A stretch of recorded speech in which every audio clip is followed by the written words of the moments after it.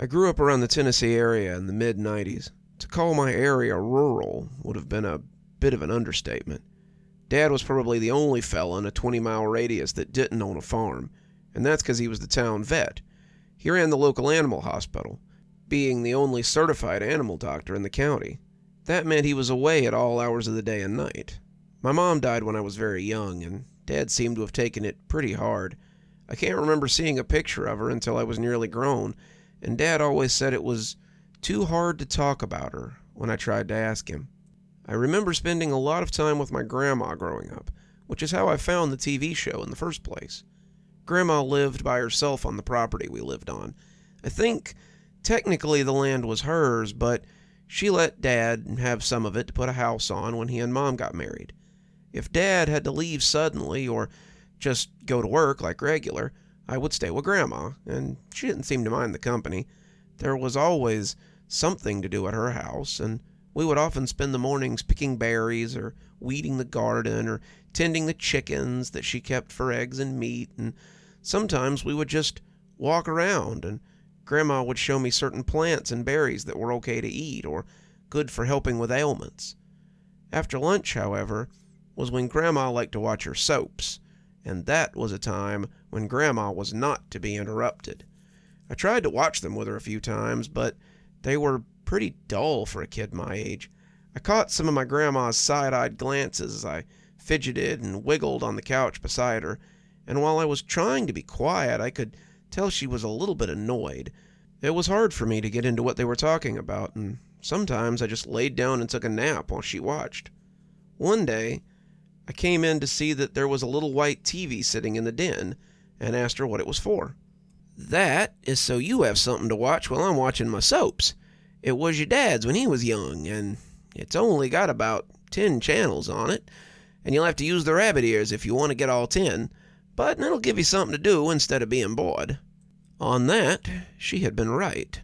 The TV was a little black and white set that if I adjusted the metal rabbit ears on top, I could get all kinds of things. Most of it was boring too, news or farm reports or other soap operas, but if I adjusted the rods, I could get PBS on there too.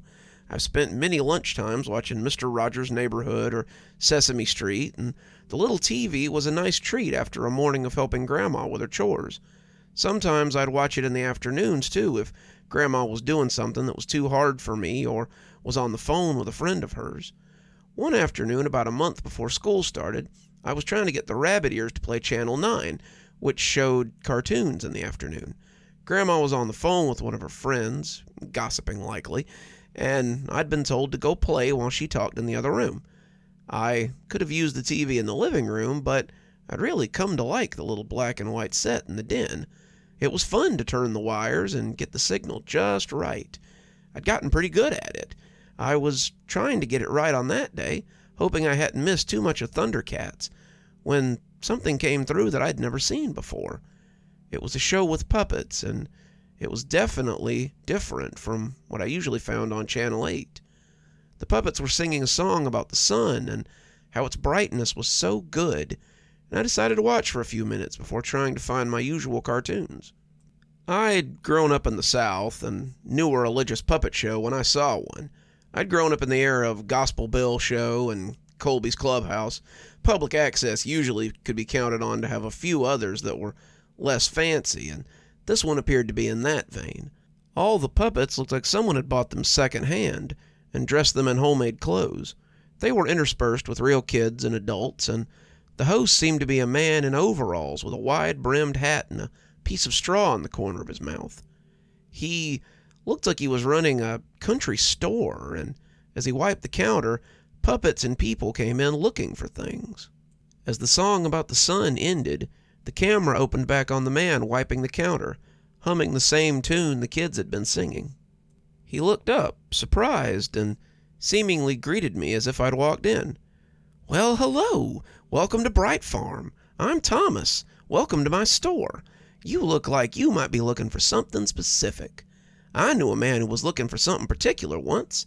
He found it in the Wonder Barn, where many miracles happen. His name was Joe, and here's his story of finding the light." I watched as a sad puppet cried over a gravestone. His son had died, and the puppet man fell into despair as he grieved for his lost boy. Over time, he found the farm and found that his son had been there. In the end, the puppet had embraced the floating ball of light that seemed to hover over the farm, and his frown had become a smile. The longer I watched, the less this seemed like your typical kid's puppet show. Usually the subject of Jesus or God would come up at least once, and the ball of bright light seemed to be what they were all talking about. As the story ended, Joe's wife came to visit them as her sad frown was also replaced by a smile. That's when all the puppets began to sing about embracing the light and surrendering to the bright. They all threw their hands up as they sang, the bright light showering them in constant aura, and in that light, their smiles looked weird. The thread they had used was red, and it made their faces look pained, like they might be bleeding. Their eyes still appeared sad, and the duality gave them a manic look that I couldn't shake. It wasn't until later that I wondered how I'd seen the thread at all. The TV set was black and white. The thread, the sun, everything should have been monotone. As the story ended, Thomas came back and said how wonderful it was to embrace the bright. You could embrace the bright too, you know. It's easy. You just have to accept the bright into your home, your community, your world, and it will come to you.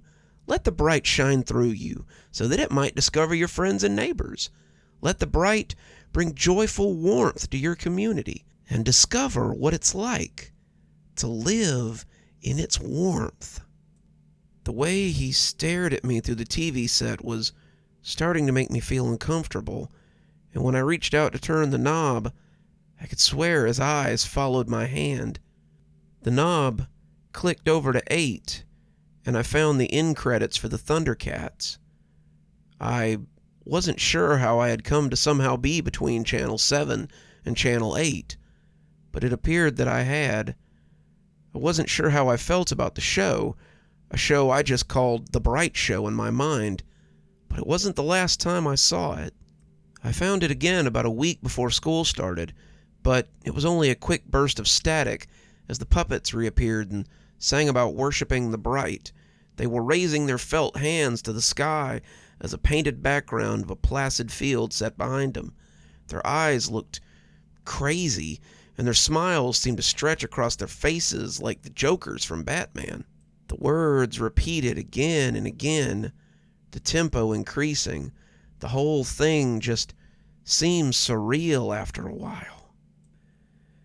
I finally turned the channel after some undeterminable amount of time, and the ensuing static made me feel less crazy.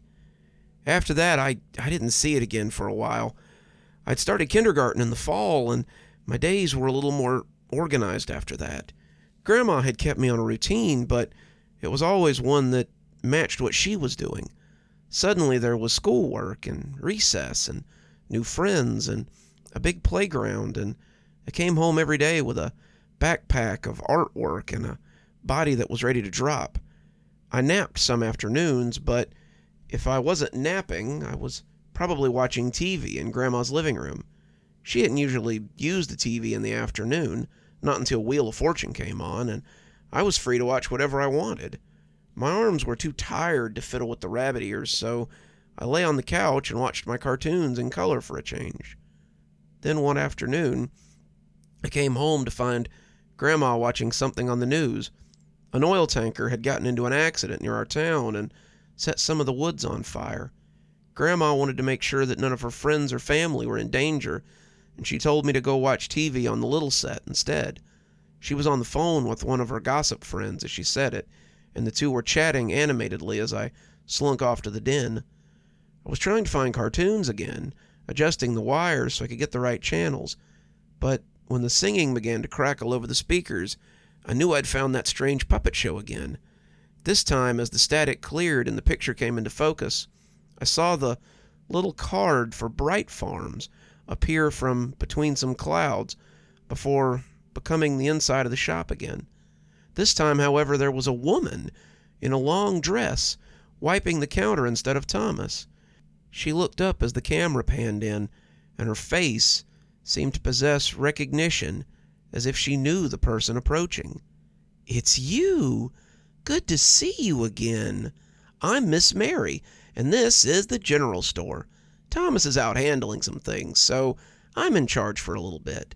Sometimes we aren't sure we can handle things on our own, but with the Bright, all things are possible. Let's take a look at Micah, who isn't sure that she can handle her workload, until discovering her true calling with the Bright." The story was about a woman with a struggling business, but I was finding it hard to concentrate on the story.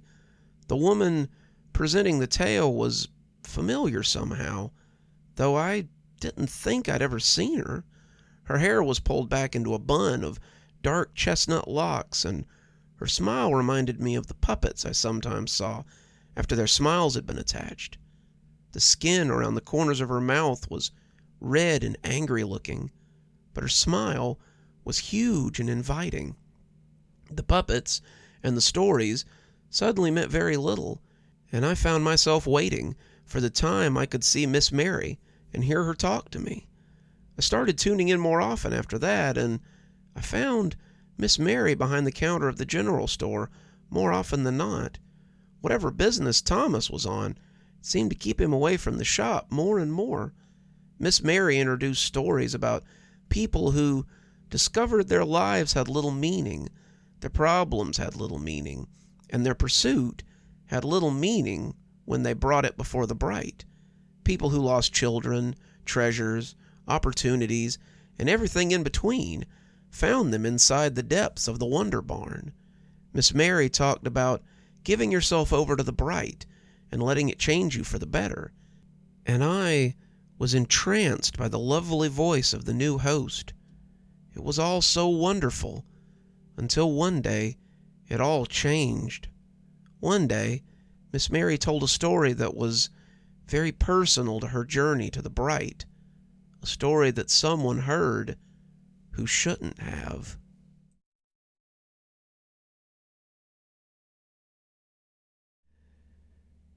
After that, the little TV was a daily part of my life. I'd get home from school and rush to Grandma's so I could find the show on the channels between 7 and 8. It didn't always work, and sometimes I had to content myself with other shows, but I started to notice that it didn't really have a set time that it came on. Most times I found it on between 2:30 and 3, but I've also watched it at 4, 7, 8, 9, and even once at 11 o'clock at night. The time didn't seem to be as important as the act of looking for the show, though I never understood that as a kid. No matter when I found it, Miss Mary was there to greet me and tell me how much she'd missed me. Wherever Thomas was, he had apparently decided to stay, because the smiling woman seemed to have taken over the show. There was always a story, plenty of songs, sometimes letters that they read on the show. Children would send letters to Miss Mary and talk about how neat the show was and how they wanted to learn more about the Bright. Miss Mary would always tell them to look for the Bright inside themselves, invite it into their homes and communities.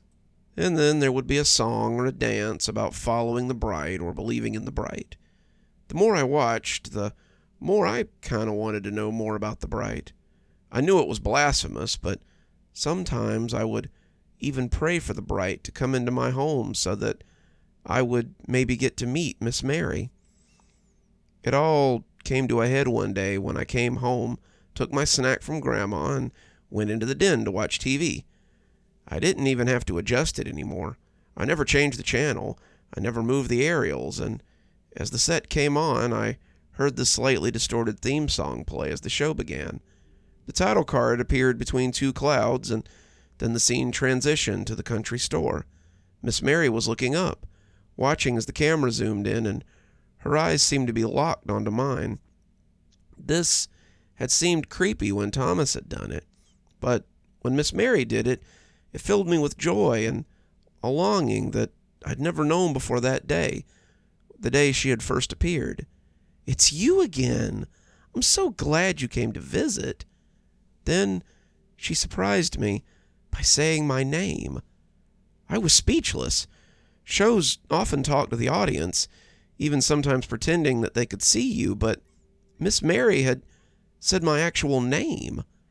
I gaped at her as she continued to smile back at me, and when she laughed, I felt a little better. Don't look so surprised. I know your name. I've always known it. You're very special to me, and the Bright. So special that I've broken the rules to try to reach you. The Bright doesn't usually let us do this, but I think you might be ready to come visit, just like I came to visit the Bright. I leaned in close, my nose almost touching the TV screen, and when she leaned in too, I almost thought she might reach out of the set and scoop me up. Let me tell you all about it in today's story of a woman who found her way into the light. The scene changed, and suddenly there was a puppet that looked a lot like Miss Mary. She was standing in front of a drawing of a house, and I thought that even though it was crudely done, the house looked familiar. The Miss Mary puppet looked sad as she walked around in front of the house, and as another puppet walked on screen, he looked sad too. The puppet was tall, with salt and pepper hair and a beard. The puppet wore round glasses and had a mole on his left cheek. The puppet looked familiar, but I hadn't yet placed him yet. Mary felt unfulfilled. She had a husband and a home and a baby on the way, but Mary felt as if her life had no meaning. The husband puppet put an arm around Mary, hugging her before waving as he left her in front of the house. Her husband was often gone for work, and Mary was left alone with her thoughts. She didn't feel very important, like a housekeeper more than anything, and as she cleaned and cooked, the Bright saw her despair and wanted to help. The Mary puppet looked behind her, and suddenly there was a bright light in the sky. It transitioned to a TV in her home and showed her sitting on the couch and watching a program. The Bright sent Mary a show and told her all about how she could be happy. It told her people were waiting for her, people who would give her purpose, and all she had to do was come to them. The Bright on the little TV that Mary watched was much smaller, but it blinked like a Christmas light as she watched it. She turned the TV off suddenly, though, stroking her belly as she thought about things. She was clearly very confused about what to do, and the longer I watched, the more I started to wonder if this episode was really for me. Mary didn't think she could leave before her baby was born, and she felt sad that she would leave her husband in the state that he was in. He was so sad, and he didn't even know it, just like Mary had been. She tried to tell him about the program. Sure enough, the husband puppet came back, and Mary tried to tell him. The husband puppet listened, but eventually he shook his head and crossed his arms. He turned away from her, walking out of shot as he left. But he wouldn't listen. He was stubborn and felt that what she was saying was wrong. He clung to the God of his father, of his community, and he told her not to be so easily swayed. Mary thought that maybe she had been wrong and stopped letting the Bright into her home and into her heart. The scene changed, and suddenly the Mary puppet had a baby in her arms. She gave birth to her baby, and for a while, everything was okay. Her husband was around more often, and she didn't feel so alone. She didn't need the TV show or the Bright, and thought that she could make it just fine on her own. Mary didn't know, however, how wrong she was. The husband puppet came into view and hugged Mary while the narrator was telling the story. The two looked happy, and they both looked at the baby lovingly. Mary rocked the baby and gave it a little bottle, but eventually the husband puppet left again with a wave of his hand. But eventually her husband had to return to work, and Mary was left all alone again. The Mary puppet sat on the couch, looking sad as she cared for the baby.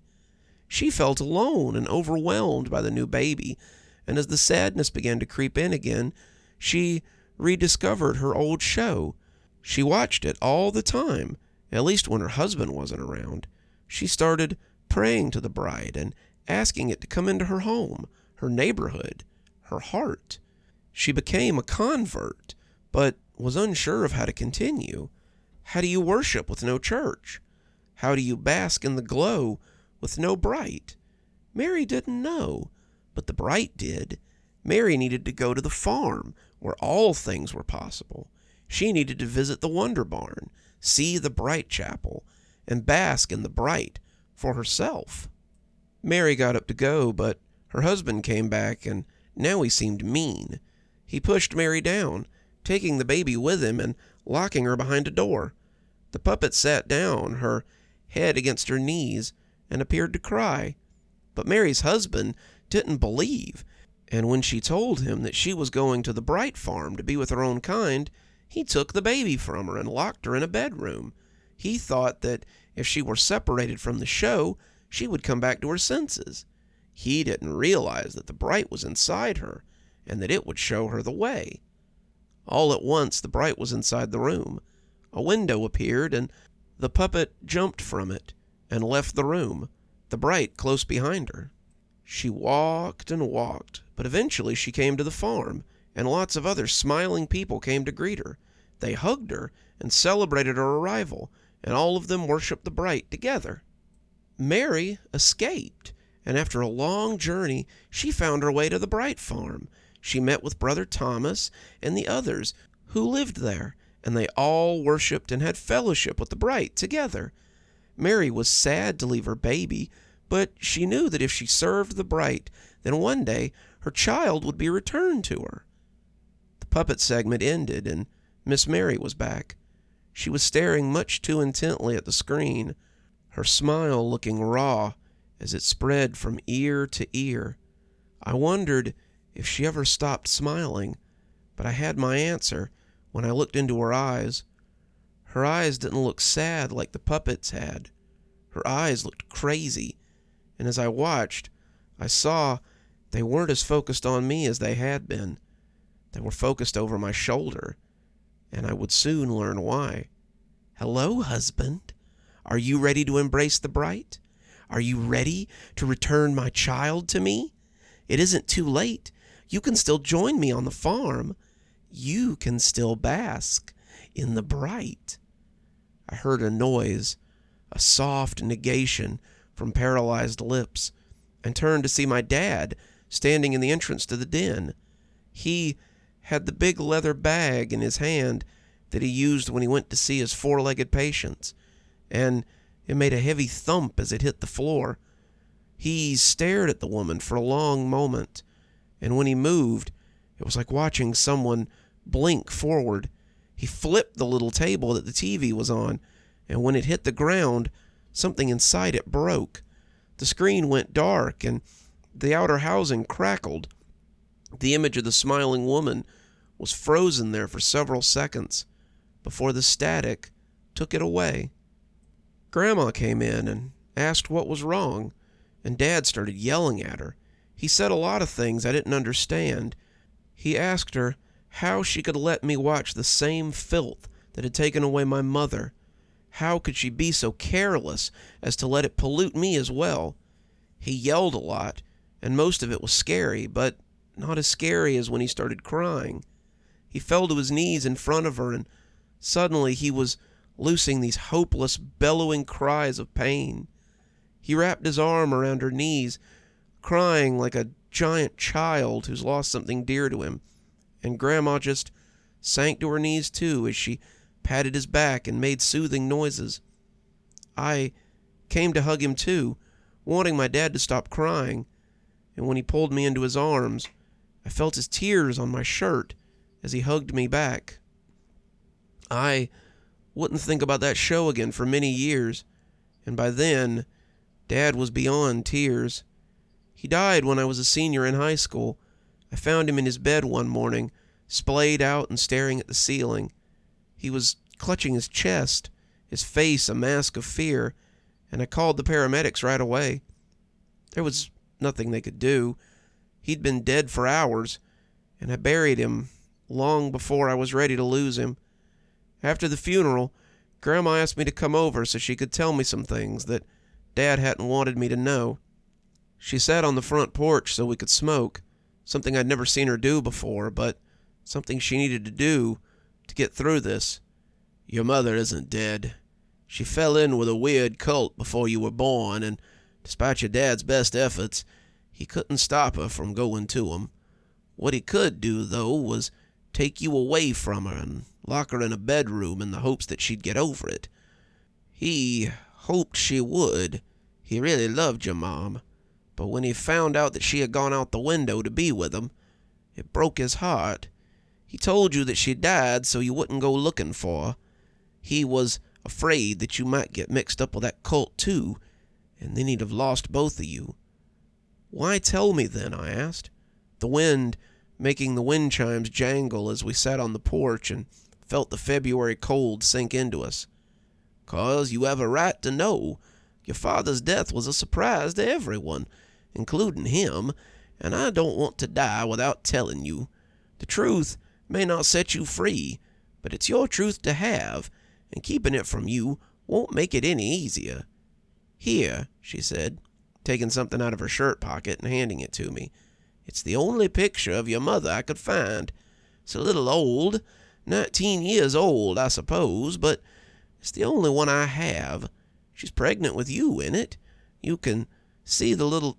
What? What's wrong, honey? You look like you've seen a ghost. Grandma was right. I had seen a ghost.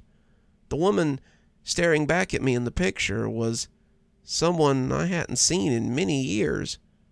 The woman staring back at me was standing with a man who, despite his young age, had salt and pepper hair, a short beard, and a mole on his left cheek. The glasses he wore were the same kind he was buried in, and he looked happier than I'd ever seen him. They were standing in front of a much newer house, but it was a house I'd seen in the background of that long-ago story. It was Miss Mary in the picture, standing with my dad in front of their house.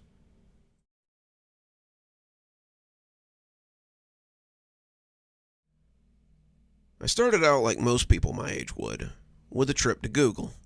I didn't expect to find a box set for Bright Church or anything, but I'd hoped that maybe a couple episodes existed on YouTube or something. I knew from experience that certain fandoms always seem to spring up from next to nothing, and I was hoping that the Bright Farm show might be one of those too. I also knew that shows from the 80s and 90s always had spotty records, so whatever I was likely to find would be something recorded off of VHS or maybe camera footage. An hour later, however, I was coming up with nothing. YouTube had nothing for me. A Google search brought me a dairy farm in the Midwest, but it didn't look anything like the show. I found no clips, no sound bites, nothing to show that it had ever existed. So I went to the last place I could think to try. I went to Reddit. I posted in their Lost Media, Find a Show, and Foggy Memories subs, along with others, and sat back to wait for a reply. Hey, I remember seeing a show when I was young called Bright Farms. It was maybe religious, I think, but not the usual Baptist or Presbyterian access show. It had puppets and weird lessons that ultimately tried to lead people to the bright or something like that. I lived in Tennessee, and it came on either Channel 7 or Channel 8 on the old TV my grandma let me use. I sat for a while, doing other things as I waited for the replies, but it took a while for anyone to take notice. I was working from home at this time, the pandemic having recently sent most of us to work from home, and after a while, I'd almost forgotten about it. I was eating a little lunch about 5 hours later when I remembered the post and went to see if anyone had responded. There were several replies, but only a few that were helpful. Seemed I wasn't the only one who had seen the show. Bendross. Wasn't the host in a country store or something? He was an old McDonald kind of guy with suspenders and a big beard, right? I think his name was Tom or Tim. Me. Yeah, it was Thomas, but the one I remember was Miss Mary. Pigella Snork responded, It didn't come on channel 7 or 8. It came on the channel between 7 and 8. Like, you had to toggle the switch just right, and that was the only way you could find it. Normal Redditor 3357 put in, "Man, I haven't thought of that show in years. As I type this up, I'm humming that song they sang all the time, the one about worshiping the bright. Such a banger. Wish I could find it, but it doesn't seem to be anywhere."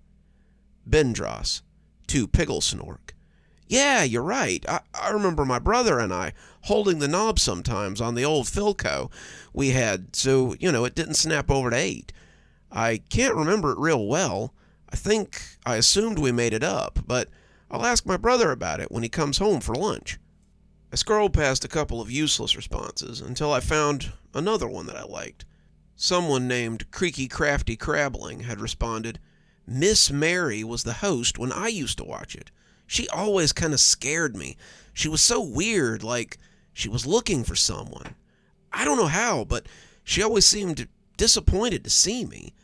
After a while, she seemed to get mad, like she wanted someone else to watch and didn't like seeing me."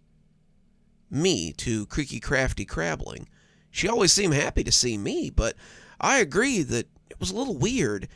It almost seemed like it wasn't recorded at all. It almost felt live. When did you watch the show?" Creaky Crafty Crabbling responded, "In 91, after school." Me, "That's when I used to watch it, up until my dad made me stop." Bendros came back, responding to something I'd said. "Me too. My brother and I watched it after school in 91 and 92. I think we might have watched it a few times after that, but we stopped watching it for some reason. I can't remember why. Maybe we just outgrew it." Pigglesnork came back then. "I watched it in 92, but I kind of outgrew puppets after that. I think it still comes on, but it's like hard to find TVs with dials anymore, and it doesn't seem to work on new TVs." Me, "Does anyone know if there are VHS tapes of it? Is there maybe a particular place where it was recorded? My dad thought it was run by a cult and that my mom might have been part of it. My grandmother showed me a picture after my dad died, and I think the host, Miss Mary, might have been my mother." I kind of regretted posting that when the responses dried up after the constant back and forth for the last 30 minutes. Had I crossed a line? Had my little bombshell been too much? I got back to work, checking back often, and when a message finally popped up, I realized my error. Pigglesnork to me, "Are you playing with us? Because if you're trying to pull some ARG make-believe creepypasta bullcrap, then we're not buying it. Clearly you've seen the show, and that's the only reason I'm responding at all, but if this is a game to you, then don't bother responding. If you're being legitimate, then maybe post the picture you're talking about so we can judge for ourselves." Luckily for me, Grandma had let me keep the picture, and I was able to snap a pic and send it to the 4 users that had been talking to me. The response came back pretty quickly, and it seemed that Pigglesnork believed me. "Okay, I believe you. It's a little weird to think about any of this being real, but I guess stranger things have happened. I don't have a clue where Bright Farm is, but I can maybe do a little digging and see what I can find." Crafty Creaky Crabbling came back about that time.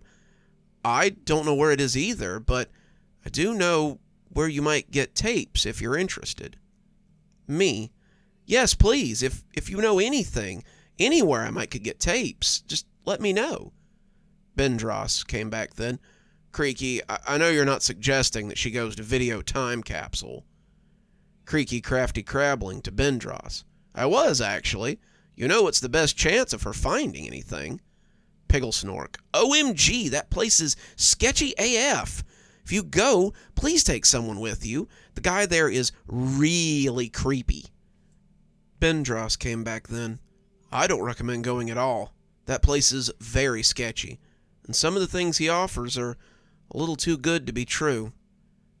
Bendros and Pigglesnork tried to talk me out of it, but eventually I just messaged Creaky to get the address. He sent me an address in South Carolina, and a warning. His prices are high, and he only takes cash. Make sure you bring enough to pay for what you're looking for. I sat there, looking at the address, wondering if this was the lead I'd been waiting for. I didn't know anyone who'd be willing to come with me, but the GPS says the store is an 8-hour drive from my house. It's the best lead I've had so far, and I feel like it's my best chance to find what I'm looking for. I went and talked to my grandma after that, and she looked worried. She's been supportive of me searching for my mom, but I can tell that the idea of me getting close to the Bright Church scares her. She remembers what it was like when Mom left, and she doesn't want to lose me too. I'll help you any way I can, kiddo, but I really hope you aren't getting in over your head. I had the picture out again, staring at the smiling woman in the old photo and wondering if she would still be anything like this. She looked so different in this picture than Miss Mary did. That wasn't entirely true. Most of the changes were something I could attribute to the cult. But would she still want to see me? Would she want anything to do with me, besides just trying to get me to join her cult? In my mind, I thought maybe I could save her, bring her back to reality, and we could be a family again. I'd lost Dad, but if Mom was still out there, I wanted to know that she was okay. I need to know, Grandma. I need to know if she's still alive. I've no desire to join the Bright Church, but I do want to see her. Grandma nodded.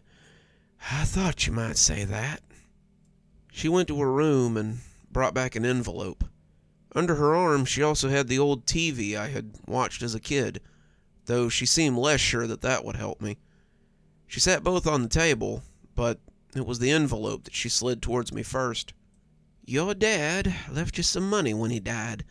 He left you more than that, but if you're going to go chasing ghosts or cults, this might help. The house is yours too, and his truck. Pretty much left everything to you, she said with a little chuckle. I opened the envelope and found more than I had expected. Dad had been a man of means, but I hadn't expected anything like this. This would definitely get me where I needed to go, and the truck would get me there quicker than my dodgy old Corolla would. I thanked Grandma for giving it to me, but she just waved her hand dismissively. It belongs to you. I was just holding it for a rainy day. Please do me a favor, though, if you're serious about this. I told her I would, and she reached over to take my hands as she leaned in to look me in the eye. Come back safe. I've already had to bury your father. I'm too old to bury my only grandchild, too. Come back safe to me. Bring your mother if you can. If you can't, then I'll gladly take you safe and sound, and count myself very lucky. I'm about to hit the road now. An overnight bag in the back seat and the old TV on the front seat beside me. I'm not sure why I brought it, but it seemed right that I should. Dad's truck still smells like him, and it makes me nostalgic as I sit here, writing this and breathing in the aromas of old tobacco, lye soap, ancient fast food, and spearmint. It makes me a little sad when I realize that these smells will be gone someday, and I'll be left with just a memory of my stoic old dad. I'll let you know when I get to this place, and I'll keep you posted on my progress. Wish me luck. When I pulled up outside the shop, I had to recheck my directions to make sure I was in the right place. The address had taken me to a strip mall in the middle of nowhere. It was off the highway and about 15 miles from the closest town in either direction. I didn't know who was shopping out here to keep the place open, but they must have been spending a lot of money here because Video Time Capsule was the largest of the other 3 stores.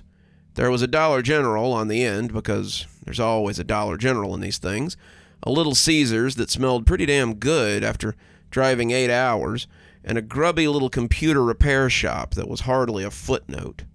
There was a 4th spot for a new store, the windows looking like a cell phone place or a tobacco shop had been there recently, but the big event was the relic that I had pulled up in front of. The Video Time Capsule had no logo, No signage other than the one on the front of the store, and clearly did its business by word of mouth. The windows were covered in a thick film of paper, the yellow kind that usually sat inside drawers, and dust old enough to vote seemed to keep it in place. I could see the open sign through the thick scum of dirt on the front of the windows, and I had to ask myself if I really wanted to go in there. Most movie stores had posters on the windows or advertisements for new releases. This place had nothing to let you know what it sold, other than the name. Pigglesnork had been correct. This place was definitely sketchy AF. The sun was just beginning to set, and the whole strip mall was cast in that nostalgic yellow film of days gone by. The light that let you know it was almost time for bed, that dinner would be served soon, and you better get some sleep because school would come again tomorrow. How many times had I sat in my backyard and watched the sunset, thinking just those things? The time before dark always made me nostalgic, always reminded me of my childhood, and I guess it always would. That was why I was here, after all, because of my childhood. If this place could help me find my mom, then I would try it.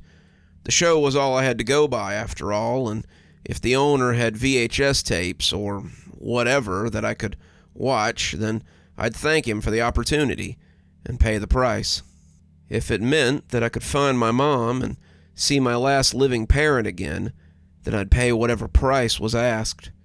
I would come to regret that thought later, because the price turned out to be steeper than I could have known.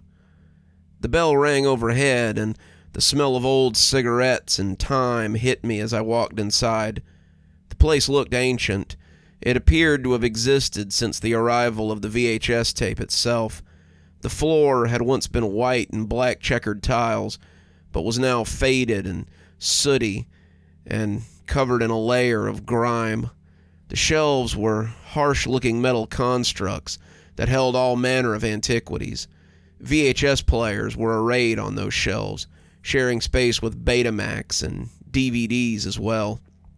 They were all in alphabetical order, to my surprise, and I saw the chunky orange cases of Nickelodeon tapes and the soft blues of lesser-known studios. There were tapes with factory labels, tapes with handwritten labels, and tapes with no labels at all. There were old players on the shelves that were nearly lost behind the dust that had settled on them, and the long glass counters were no exception. Inside were cloudy tapes on glass risers, but the dust was so thick that I couldn't begin to tell you what they were. The fluorescents overhead crackled and popped like they might go out at any minute, and the stuttering bulbs seemed to lead me to the register. If the shop was a mess, then the register was the eye of the garbage storm.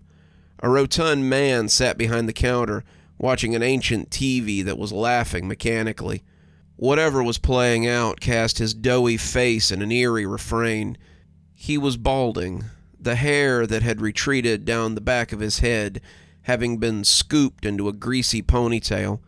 He wore smeary glasses, his eyes goggling through them like he might be blind if he were to lose them.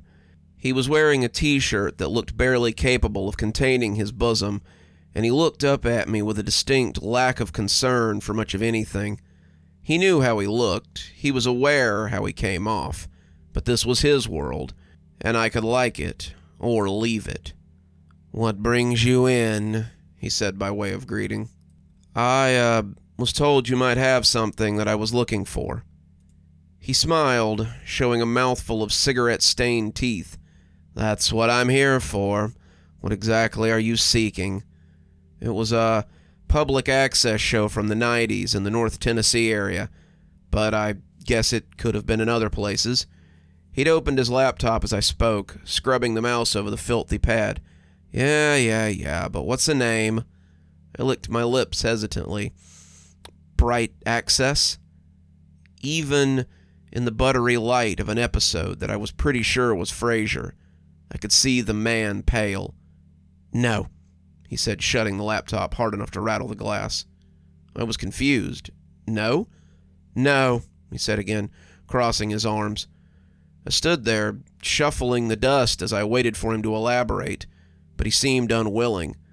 "No, you don't have it, or no, you won't let me see it?" "No, no one sees it. I keep it because I must, but I won't let it be seen. It's cult recruitment, and..." He licked his lips and seemed to hunt for the words. "It's not right. It's cursed or haunted or something. I don't know what it is, but I'm not going to let you watch it." I searched for an argument, any argument I could, but mostly I just tried not to cry. He had the thing I needed, and he wouldn't even let me see it. How else was I going to find my mom? How else was I going to get some answers? I wiped away tears as I finally decided on the truth and spilled my guts to this greasy stranger. "Sir, you don't know me, but I'm trying to find the farm on that show. My mother disappeared when I was young, and my father believed that she had gone to that cult. He believed she was the host of the show for a while, but he cut me off. Are you trying to tell me your mother is Miss Mary?" he asked. He didn't sound skeptical. He sounded afraid. My dad seemed to think so. He forbid me from watching the show again and even broke the TV I was watching it on. That hadn't occurred to me when Grandma had handed it to me, but I clearly remembered it now. Dad had flipped the table and cracked the TV housing, breaking it in the process. When Grandma handed it to me, though, it had been as good as new. How had that happened? Had she given me a different TV? Had it maybe not been as damaged as I'd thought it was? I'd have to ponder that later, though, because the guy was eyeing me suspiciously across the counter. "How do I know you aren't part of the cult here to take my tapes?" I wanted to ask what that mattered, but something else occurred to me instead. "Have they tried before?" He pursed his lips, clearly not sure whether to believe me or not, but he must have decided that a little bit of trust was in order. "Here," he said, handing me a key from a big ring he'd taken out of the counter. "Lock the front door, turn the sign to closed, and come to the back. If you're serious about seeing the tapes, then I guess we'll let you see them." I know what most of you are going to say. This sounds like a great way to get human trafficked, murdered, or become an unwilling organ donor. But if you'd seen the look on his face, you'd have understood why I did what I did. I've been living with men leering at me and acting creepy since I got breasts at 13. The look on this pudgy bottom dweller's face, however, wasn't an internal discussion on whether he could knock me out and drag me off somewhere. Honestly, he looked like someone who was afraid to discover whether the scratching under his bed was a stowaway cat or a real monster. He led me into the back of the store when I brought him the keys back, but before that, he held out a greasy hand and reminded me of his fee. 15, he said, his sausage fingers wiggling impatiently. Not a penny less. My eyes got big. Just to see it? Yes, I'm not even sure you'll be able to, and if that's the case, then I'll give you your money back. But I could be in a lot of trouble if Bright Church ever thought I had recorded a copy of this. So, yeah, $1,500 in cash. Or you go back to your car and go back to pretending that these plates don't exist. The word plates kind of threw me off, but I was determined to see no matter what. Like I said, I had some money put aside that had come from my dad's inheritance, and $1,500 wouldn't cut into it too badly. I pulled a wad of cash out of my pocket and counted him out 15 $100 bills. Before slapping it into his hand, however, I held on to it and did my best to give him a mean look. "This better be worth it," I growled, before finally letting the money slap onto his palm. To his credit, he didn't count it in front of me. We walked into the back, and I saw that the front, as dusty and sloppy as it was immaculate by comparison. The back was teetering piles of VHS tapes, dusty jewel cases of DVDs stacked floor to ceiling, and several large filing cabinets stuffed into corners to rot. The lights were covered in thick cobwebs, and they buzzed in a way that made me think they might disintegrate at any moment. Amidst it all was a TV on one of those wheelie stands that you always saw them push into your classroom when it was time to watch a movie. The underside a mess of players that jockeyed for dominance. The TV was on and showing Snow, looking like a crouched monster just waiting to be awakened. My guide went over to one of the cabinets and fumbled around inside before pulling out a supersized DVD. I understood now why he'd called it a plate. The thing was a little smaller than a manhole cover, and it looked like a frisbee from the 1970s. It glittered in the poor light, sending rainbows shifting across the ceiling, and I was mesmerized by it as I walked over to the TV. "What the heck is that?" "Laserdisc," he said, blowing some of the dust off. "Believe it or not, these things were going to revolutionize the industry. It's a shame they were so expensive to produce." He knelt down in front of the cart, and after putting the disc under his arm, he took out a player that I had never seen before. "Why would a cult put their show on something like that?" I asked. "Oh, they didn't. We did." "We?" "The members of the Society for Digital Preservation. The SDP has been aware of Bright Farms and shows like it for a long time. There are shows that defy normal means of capture and archival. So, you have to get creative. We couldn't capture digital signals on VHS or Betamax, so, after some tinkering, we set up one of these old Laserdisc players to record and managed to get a solid recording on one. They were expensive to produce, but once the industry tanked, you couldn't give them away. I had about a dozen of these blank discs, so we figured it was worth a shot." The screen went dark for a moment as he got the chords just right, but before he put the disc in, he looked back at me as if to ask if I was sure I wanted to do this. "Fair warning, you may not be able to see anything. The show appears as static or snow sometimes, but if you've seen it before, then it shouldn't be a problem. If you can see it, you should know it's likely to get strange."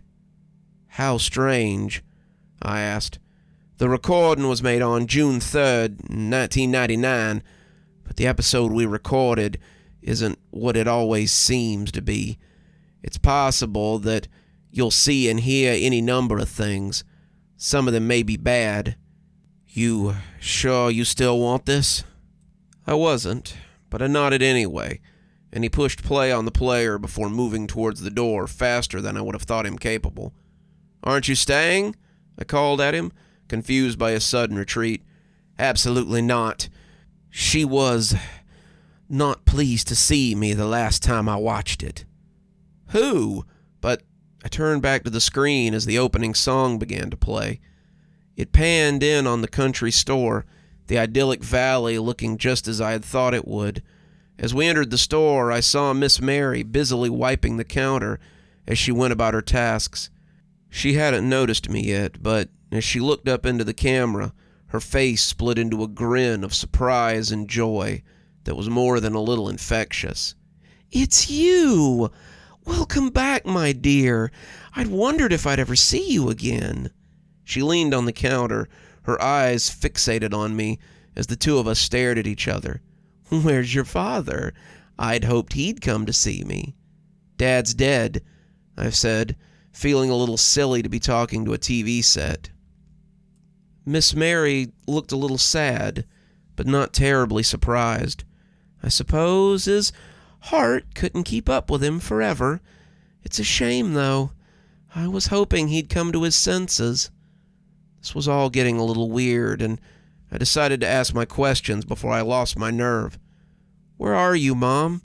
I'd like to know you, if that's even possible anymore." She smiled at me, her teeth huge and white in her mouth. "And have you accepted the bright into your heart?" I shook my head slowly, not even sure what that meant anymore. "I don't know, Mom. I don't even know what that means." She shrugged. "Only those who've accepted the bright can truly find this place.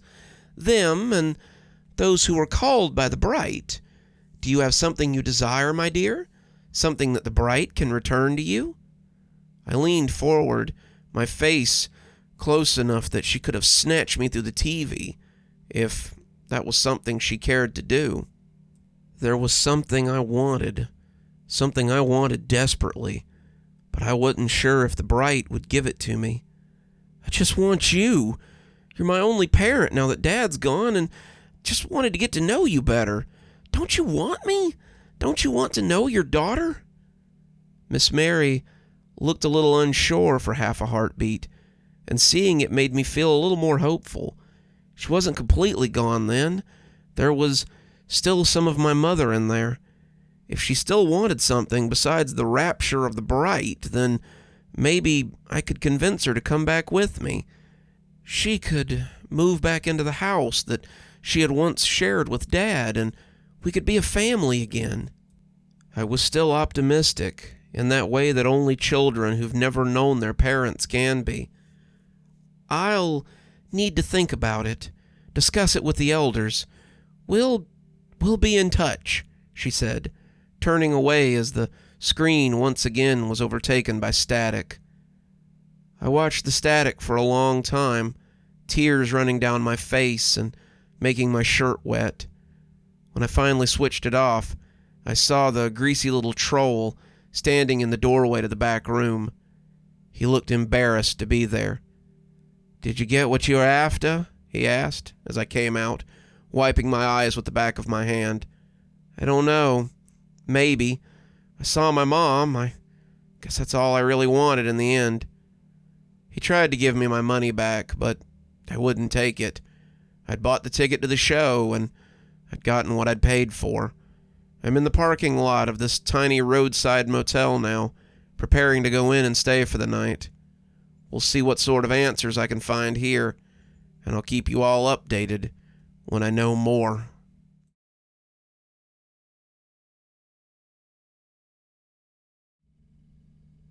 I was just starting to nod off when I saw the sign for the Jet Set Motel.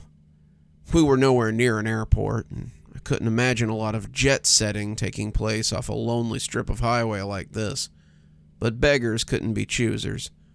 From the passenger seat, the TV looked at me accusingly, and I tried to keep my eyes off of it.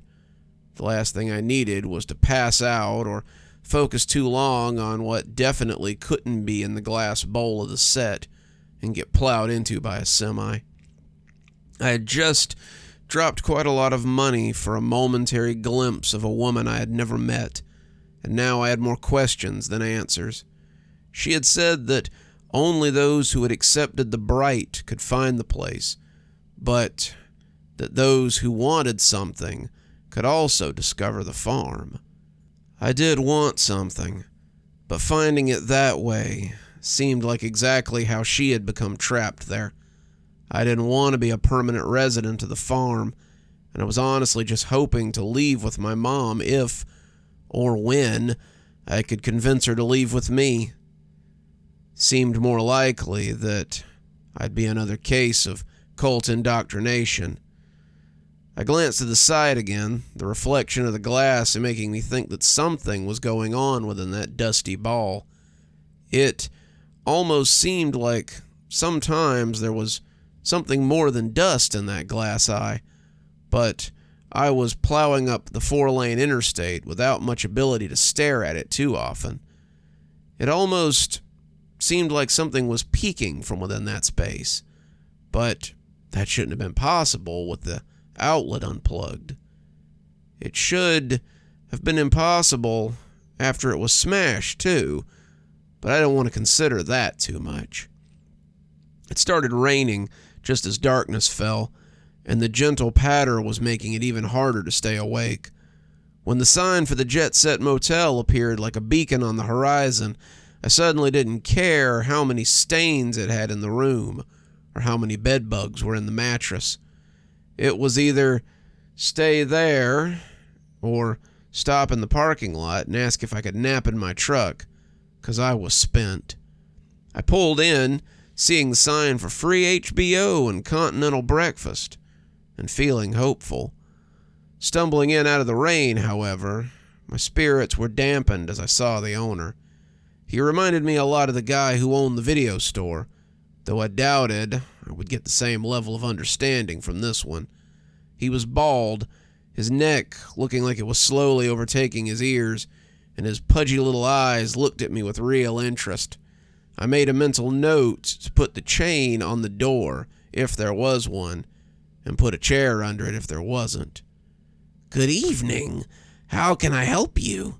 he said, turning away from whatever sitcom he'd been watching on his little TV.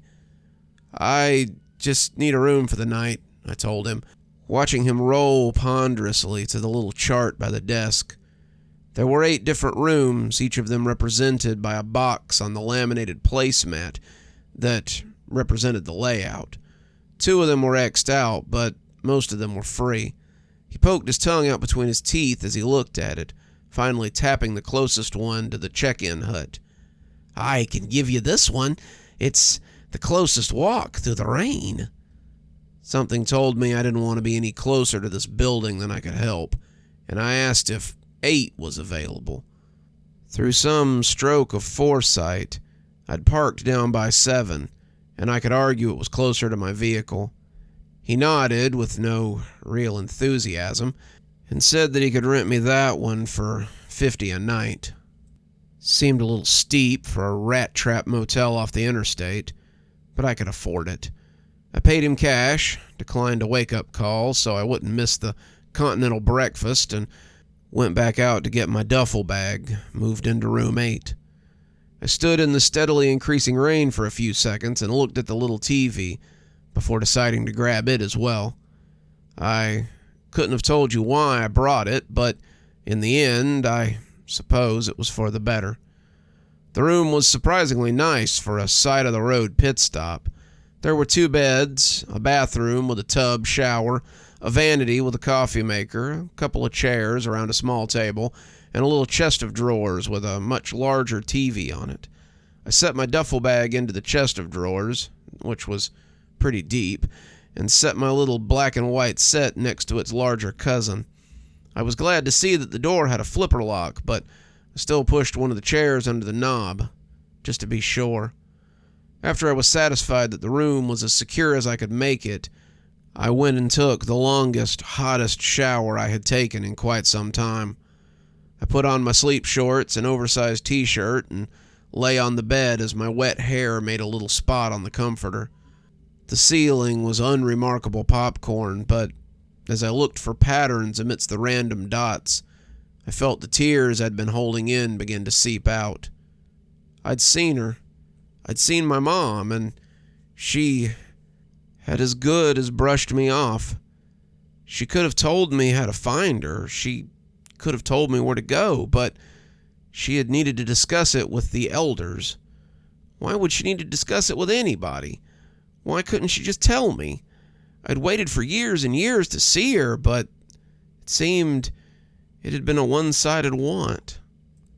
As I curled into a ball, I heard the thunder rumble outside, and suddenly I felt very tired.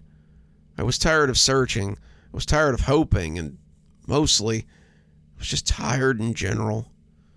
I must have fallen asleep as I lay there, because when I woke up in the night, the lights were off, and I was lying in the dark. The thunder was roaring outside, and the lightning cut the sky as it lit the curtains I had pulled earlier. I was afraid for a moment that I would see strange eyes glowing in the corner, my admirer from the front desk having come to pay me a visit. But the only glow was from the curtain when the lightning flashed outside. I lay back down on my side, preparing to fall back asleep, when a sudden glow from the TV cast my face in a fine snow. I looked up from my funk, seeing not the big TV coming slowly to life, but the small black and white set that I had brought with me. I hadn't plugged it in, simply set it down on the chest of drawers next to the other one. But as the snow and static filled the room, I couldn't pretend that it was some optical illusion or trick of the light. The salt and pepper static put the room in an eerie, dancing phantasm, and as the snow began to form a picture, I already knew where I would be transported to.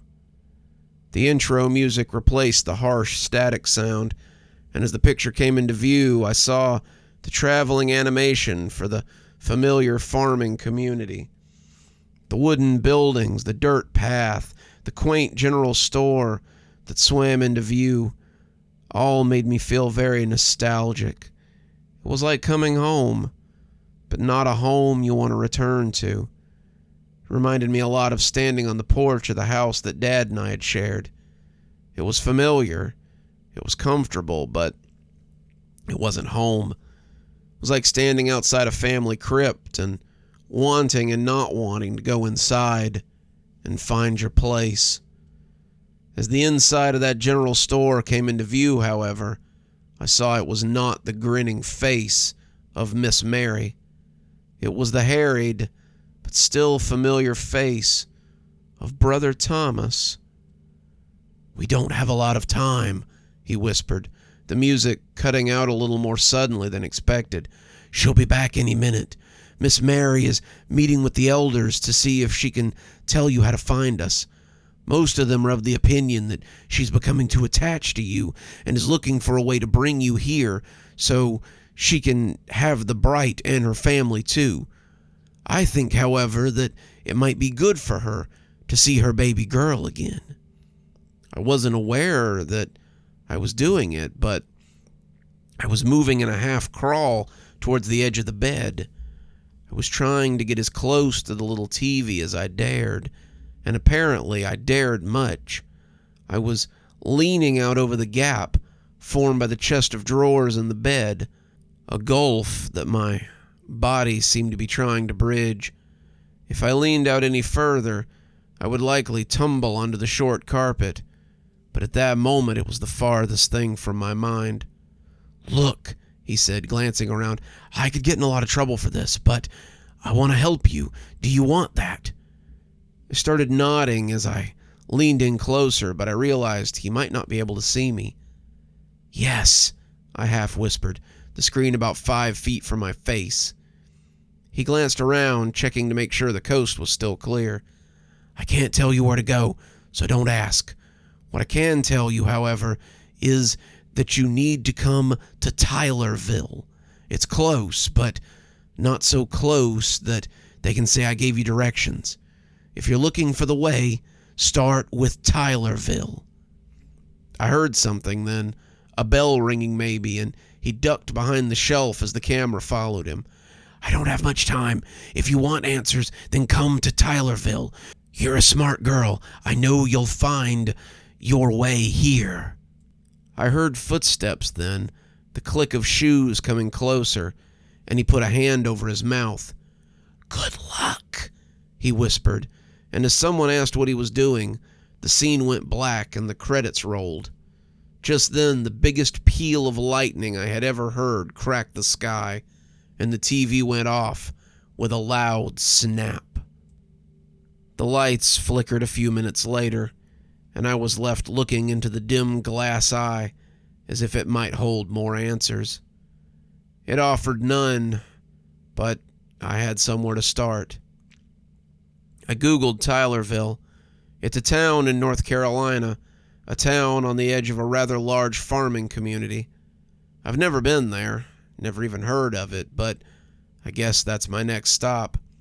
I suppose I passed out again at some point because the next thing I knew, someone was pounding on the door and telling me that checkout was about an hour and a half ago, and unless I want to pay for another day, I needed to leave. I opened the door and told the fat man from the day before that I'd get my things and be gone in a few minutes. 10 minutes later, I was dressed and pulling out of the parking lot, the little TV in my passenger seat. Grandma picked up on the third ring, sounding out of breath as if she had run from the backyard. "I was getting worried about you. Did you find what you were looking for out there?" I told her I had, and then I explained what was going on. I told her where I was going and why I was going there, and she listened patiently enough. I loved my grandmother for that. It would have been very easy for her to tell me what to do, give me an earful about being reckless and foolish, but all she did was listen and then tell me to be careful. Sounds like quite an adventure. I won't tell you not to go, but I will tell you to be careful.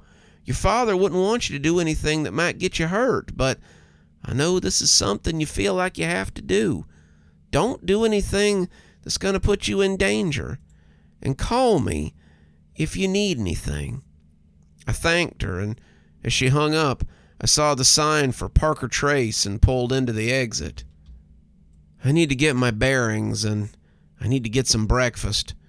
Sitting in the booth at Waffle House, I wrote this as I waited for my grand slam to get here. It was busy, so it took a while, and that gave me a while to get it all down. I don't know if this is the right choice. I don't even know if there is a right choice, but I know that Tylerville is my next destination, and I'm going there with no regrets. I'll check in when I have something else to report. Be safe out there, everyone. I don't know what I was expecting when I started my trip to Tylerville, but it was not what I thought I would find when I got there. I did some research as I sat in the booth at Waffle House. Between mouthfuls of waffle and bacon, I studied the place I was getting ready to set out to. Tylerville, established in 1890, was a farming community. It had a small main street, a drive-in movie theater, and a bowling alley where someone who was a big deal on the pro circuit had started his career. Mostly what it had was cows, farms, and a lot of weird stories. Tylerville had become something of a black spot, and it was believed that a cult had taken over the town. The articles talked about some kind of incident that had happened in 2018 in which the townspeople had been slowly integrated into a nameless religion that had made the town its home. The town's population had dwindled significantly, and now most of the farms were worked by, and I almost choked on my waffle when I read the name, Bright Church. I looked at the name for a few minutes, making sure I wasn't imagining it, and when the waitress asked me if I was okay, I told her I'd just seen something that had startled me, and she snorted. "You kids and those phones, it's a wonder you don't see more startling things than that." She left with her coffee pot, and I kept reading. Sounded like Bright Church had some of the farms in the area under their thumb already, and the town itself was likely under its control too.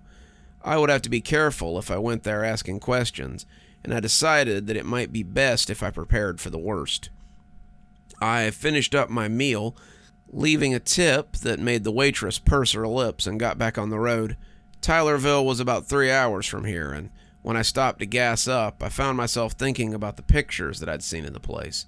It was very picturesque, a little middle American town that was probably as dependent on the crops coming in on time as the farmers were.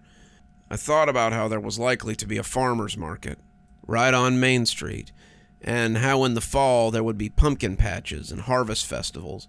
The women probably didn't wear homespun dresses, and the gentlemen probably didn't wear suspenders and wide-brimmed hats, but they might. I reminded myself that this was a cult town, like that one in California run by the Indian guy, or the one with the yellow delis in them.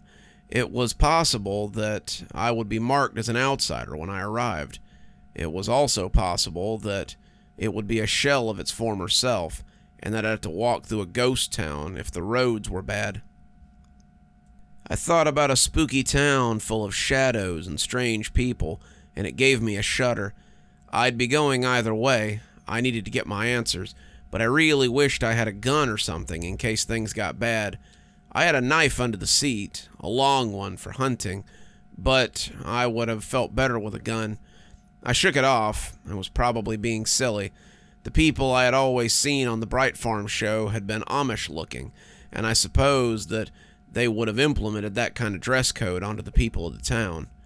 I switched on the radio after driving for a bit, wanting to think about something else beyond the mystery of Tylerville. Turns out that wasn't going to happen. "Hello, friends. Brother Thomas here with Bright Farm." The truck honked at me as I swerved into the other lane, and I evened out as the surprise passed. They were a big business around here, I supposed, so of course there would be commercials. Are you looking for quality? You looking for a brand you can trust? Then put your trust into Bright Farms brand milk. Here at Bright Farms, we have the happiest cows and the cleanest grass for our cows to produce the best milk for your table. Looking for eggs? Then look no further than Bright Label for your breakfast needs. Bacon, sausage, juice. We've got everything for your table. Everything. It was strange to hear the voice that had told me to hurry a few hours ago, selling milk and eggs, but I knew that Brother Tyler had been a big part of the church. After all, they'd let him host the show, so why wouldn't they let him sell their milk and eggs and stuff? I felt like I was forcing myself not to hyperventilate, and the strangeness of the situation only got weirder the longer it went on. Are you looking for something particular? Someone particular? Are you still looking for your mother, Angel? A car behind me let out a long, low honk as I slammed on the brakes. Luckily, I was on a 4-lane road in some backwood bypass, because if I had been on the highway, I would have probably caused a major accident. I managed to pull over, getting some dirty looks from the cars behind me as they sped off.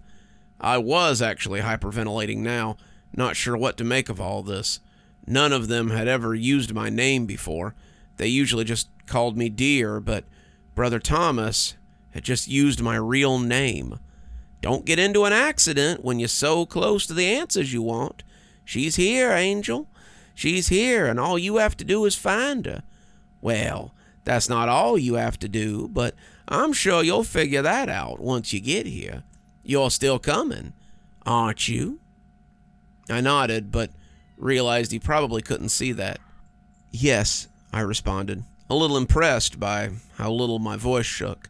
Fantastic. I'm sure you'll get a warm reception in Tylerville. See you soon. The channel was static as I tried to catch my breath, and when I finally felt safe to drive again, I pulled back onto the road. It was another hour before I saw the sign for Tylerville. Tylerville, 60 miles. It couldn't be that remote if they still had road signs up, right? I started to wonder what it would look like as I drove closer to Tylerville. The pictures online had looked very nice, very folksy. They had also looked familiar, though I couldn't say why. It felt like I had been to Tylerville before. It was a fuzzy memory, like when you remember going somewhere as a baby, but I certainly remembered some of the town, despite having never been there. When it came into view, I saw it first from the top of the hill. Tylerville was no militia camp, no cult indoctrination horror town. It was beautiful. Tylerville looked like a postcard that you find at any Midwestern gift shop. The buildings were mostly brick and wood, the roofs slated or metal, and in the center of the town was a building with a big clock tower jutting out of it. Even from here, I could see people milling about on the street, going about their day-to-day lives below me. It looked peaceful down there, a place I might like to live. I had to remind myself that this was the place the Bright Church had taken, and that it might not be altogether safe for me, or for the people milling about down there. I put the truck in drive and went down to see if the natives were friendly. As I drove into the town, it continued to seem normal enough as I rolled down the street. Most of the women were indeed wearing dresses, but the men I saw favored button-down shirts and slacks rather than suspenders. They were walking up the sidewalk, stopping to talk to each other, but I didn't experience a lot of other traffic. It didn't take long before I realized I was the only car on the road, and the closer I got to the town center, the more people began to take notice of me. Most of them waved, some just stared, but I began to feel like a spectacle. They were smiling as they waved, their grins reminding me of the one that Miss Mary had always worn, and they waved at me with slow and deliberate swings of their elbow. As I came to Main Street, the shops watched over by the clock tower in the center, I saw that it was like some open-air farmer's market. There were stalls everywhere, people selling quilts and preserves, fruits and vegetables, even a few of them selling chickens or lambs in cages. The people buying were the ones dressed in slacks, but the ones selling had an old-world look to them. These were the ones in suspenders and homespun dresses, and they looked more like the people I had seen on the show when I was a kid. Something else I realized, though there was no way it could have been. Tylerville was the town they sometimes visited for certain segments of the show. Miss Mary or Brother Thomas would sometimes go into town to talk to people, a mechanic or a policeman or someone, and Tylerville was an exact replica of that town. I didn't know how that could be. Tylerville had only existed in this capacity for a few years. The Google search had said as much, but that didn't change the fact. The little brick police station, its bricks painted white and black, the market stalls in the park at the center of town, the mechanic shop I had passed with the flapping sign that read Docks. It was all from the show. I didn't know if the church had changed the town to reflect the show, or if the town had just been a dead ringer, but I knew it was the same. I parked my truck and decided to head out and try to get some answers. "Excuse me," I asked as I approached one of the booths selling jam. "Well, hello, young lady. Would you like some jam? I have blackberry, blueberry, strawberry, peach. Actually, I was hoping you could give me some directions. I'm trying to find Bright Farm, but I don't know where I can find it." The woman at the booth continued to smile unnaturally, looking as if she hadn't heard what I had asked. Her dress looked like she'd made it out of curtains, and it was complete with a bonnet that looked like something off of one of the dolls I had had when I was a kid. I couldn't tell if she was old or just bent, but she didn't seem too worried about that either. "Here, try some of these preserves. One taste and you'll want a dozen jars to take home with you." "No, thank you, ma'am. I need directions to the farm." A few minutes later, I walked away in exasperation, the woman wishing me a good day. It was like that everywhere I went.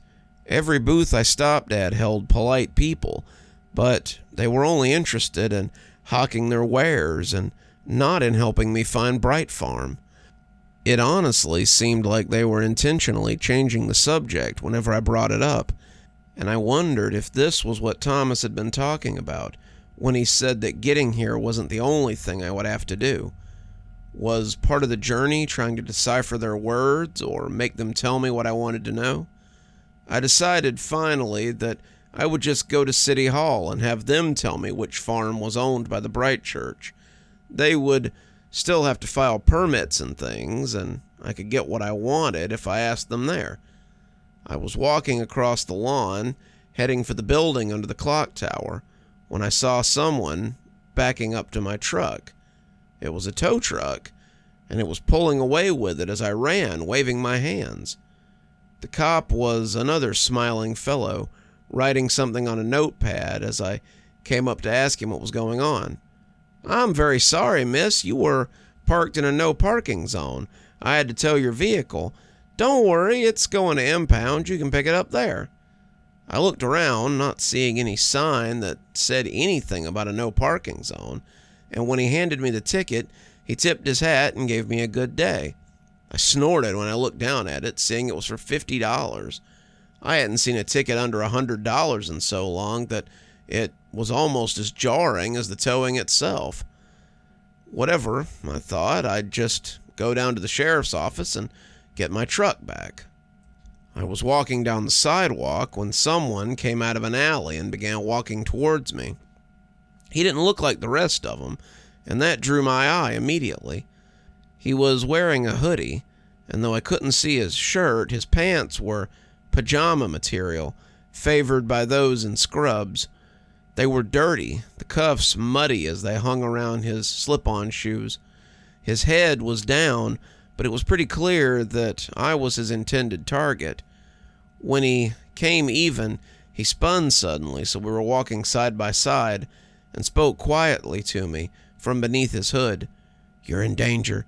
You need to come with me before they take you off the street." "I'm sorry," I said, not quite understanding. "You are in danger. Outsiders aren't permitted to walk freely for long, and you've walked longer than most." "I'm just going to the sheriff's office to get my truck," I told him, not sure why I was telling him anything, but suddenly feeling very nervous. "Trust me," he said, and I saw a pair of uniformed officers round the corner as he began. "If you go into the police station, you'll never come out again. Come with me if you want to be in your right mind when they take you to Bright Farm, if that's still your intention." "How did you—" I started, but he suddenly cut right down the same alley he had come out of, and I was left to either follow him or not. Excuse me, miss," one of the officers said. "We need you to—" I broke and ran before I could think better of it, following the man as he fled from the cops who had suddenly come after us. They broke off chase a handful of turns later, and I was left hoping that I had made the right choice as I followed my unknown savior. I looked out over the assembled faces and felt a mix of anticipation and trepidation. The pungent scent of an active sewer made me wrinkle my nose every now and again, and I wasn't sure how they had gotten used to it. How long had they been down here? How long had they been living beneath Tylerville? Above all else, I wondered how they could help me. The man introduced himself as Joseph, and when I asked him where we were going, he said it was something best talked about underground. We were making our way through the city's back alleys, and they seemed to be the real Tylerville. The buildings that didn't fit the aesthetic had been abandoned, and the town had seemed so much larger from the hill than the one I had found. The corpses of old buildings sat dark and abandoned, and when Joseph opened the door to one of them, I was less than surprised to see it was a dry cleaner. Scrub it up, cleanliness is next to brightliness." "Huh?" Joseph asked, holding the door for me as he let me in. "Just something I remember from when I was younger," I said quickly, walking in before I could say something stupid. The old dry cleaner was dark, haunted by the ghosts of old laundry soap and dryer sheets. I heard rats scattering, the gentle scuttle of roaches, and then a much harsher sound. I looked and saw that Joseph was pushing one of the big double-decker washer-dryers out of the way. I went to help him, and once we got it aside, I saw there was a hole behind it. A hole that did not smell altogether inviting. "Come on," Joseph said. "There's people I want you to meet." We'd gone down, and the deeper we went, the deeper the darkness became. Joseph took out a flashlight, and he must have seen something in my eyes as we went down. He smiled, patting the tunnel lovingly. They're old Prohibition tunnels. Mr. Teeter found them by accident and started using them for storage. They go straight down into the sewers, and the sewers have areas where the work crews leave supplies. That's where we've been staying, living right under their noses. We came to the bottom, and I found a small tent nestled in the lanterns that hung on the walls. They hadn't dared to put generators down here, but it seemed that they had brought lights nonetheless. There weren't a lot of them, maybe 20 people at the most, but as we came down, I had the eye of every one of them. That was how I found myself meeting with what qualified as leadership in this stinking tunnel. Margot was a doctor at the small hospital, and James was a deputy in the old sheriff's department. They both had what the group considered authority, and Joseph had brought me to them before anyone could make too much of a fuss about me being there. I guessed pretty quickly that outsiders weren't exactly welcomed with open arms. At least, not until they were sure that they weren't going to sell them out to the Bright Farm. That was weird to think about, a group I had once equated with Mr. Rogers hunting down dissidents in their sewer, but I supposed a lot of things didn't make a lot of sense these days. Margot and James let me stew in a little room for a while before finally coming to me, Joseph in tow. Joseph looked less than excited about what he had done, and apparently, after a thorough chastising, he was fit to hover on the outskirts of the conversation. Margot kept shooting him less than pleased looks. Her dark hair looked almost crazed as it frizzed around her head. She was still wearing blue scrubs, the kind you usually saw on TV, probably making her a surgeon or something. But she had traded her white coat for something a little more practical. Deputy James, Sheriff James was what most of them called him, even though that wasn't really how it worked, looked like he had just been trying to make it till retirement when all of this had popped off. He had an almost bald head with a fringe of silver around the edges and down his neck.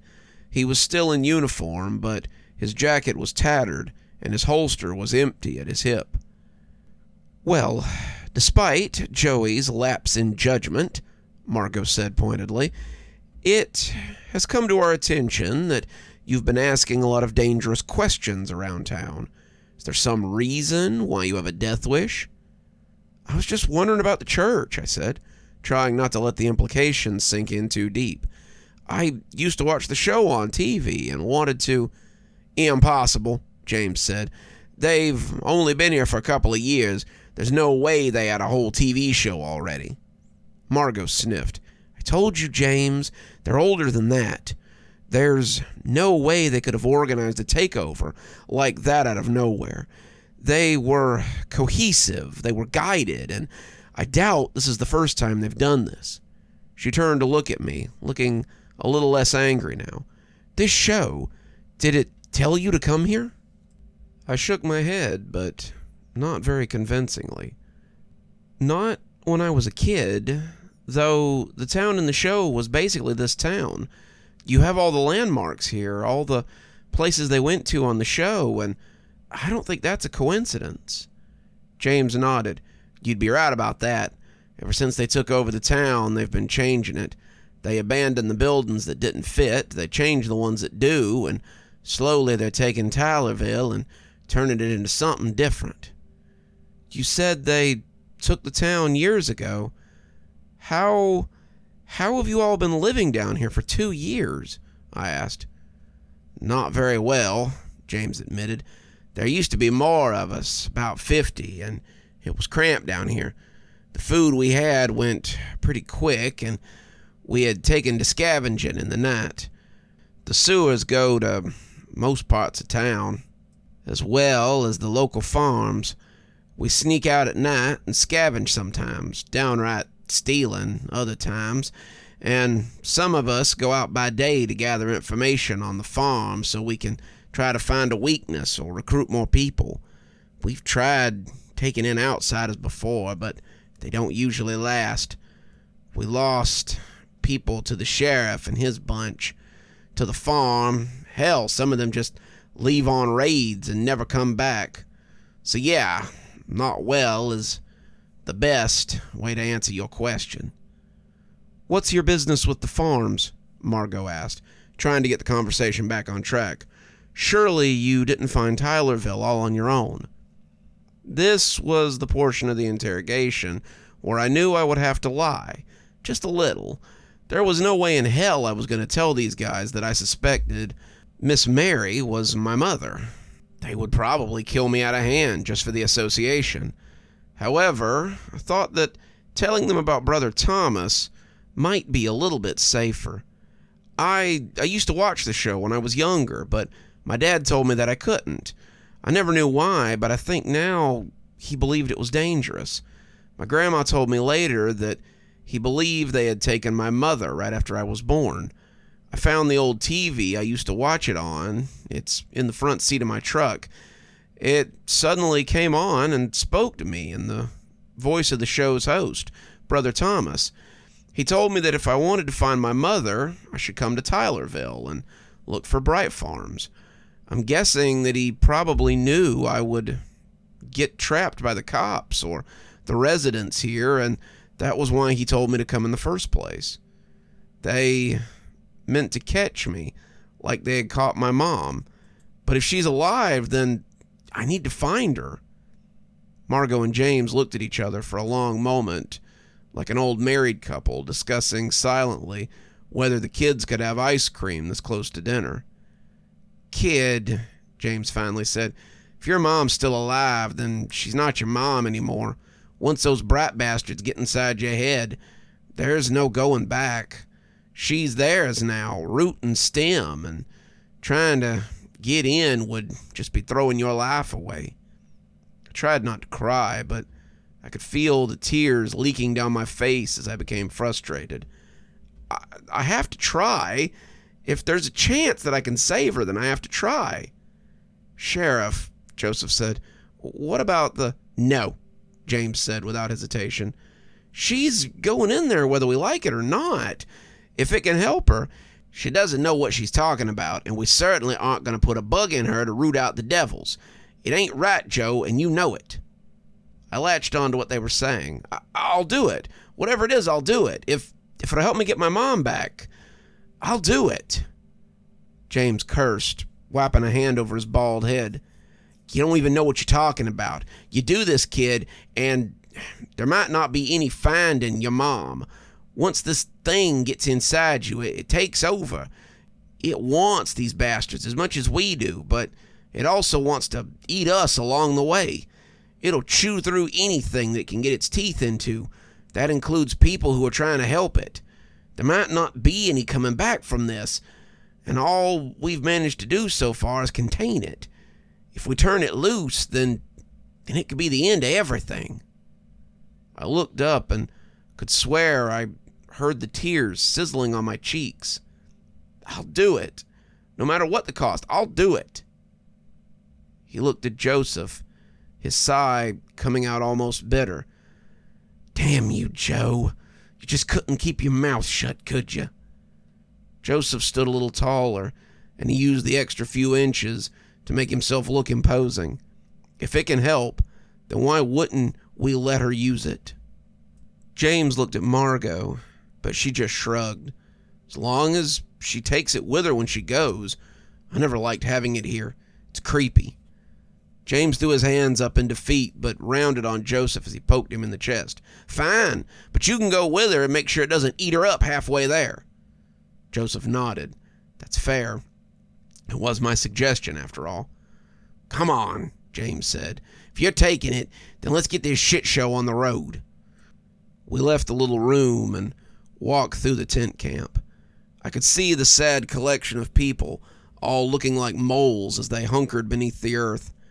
They were utterly dejected, looking defeated already, and even then I saw the furtive glances towards where we were going. James was sorting keys off a ring, and Margot made some excuses to go back to camp before we came to a door at the back of the sewer. We used to lock the supplies back here when I worked for the city. The cops had some gear down here. The maintenance guys had more supplies. But I think the city planners had some stuff down here too. The tunnel isn't a very closely guarded secret, and it only goes to show how much brain rot comes with the brat. Anyway, this is where we keep it, behind a door, so it can't hurt anybody else.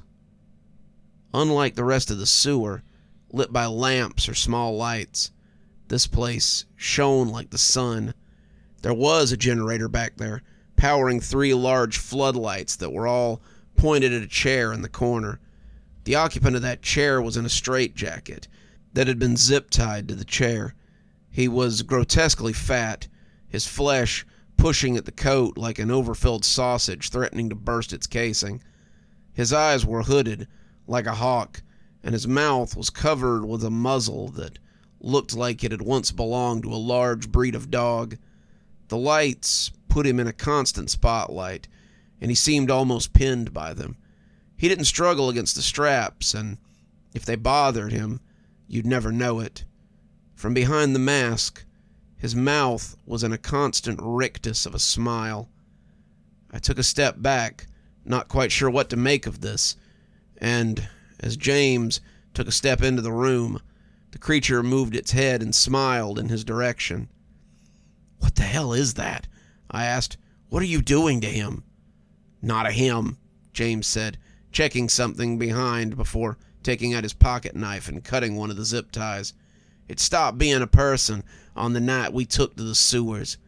It used to be the theater teacher at the high school, a man named Corbin Hoff.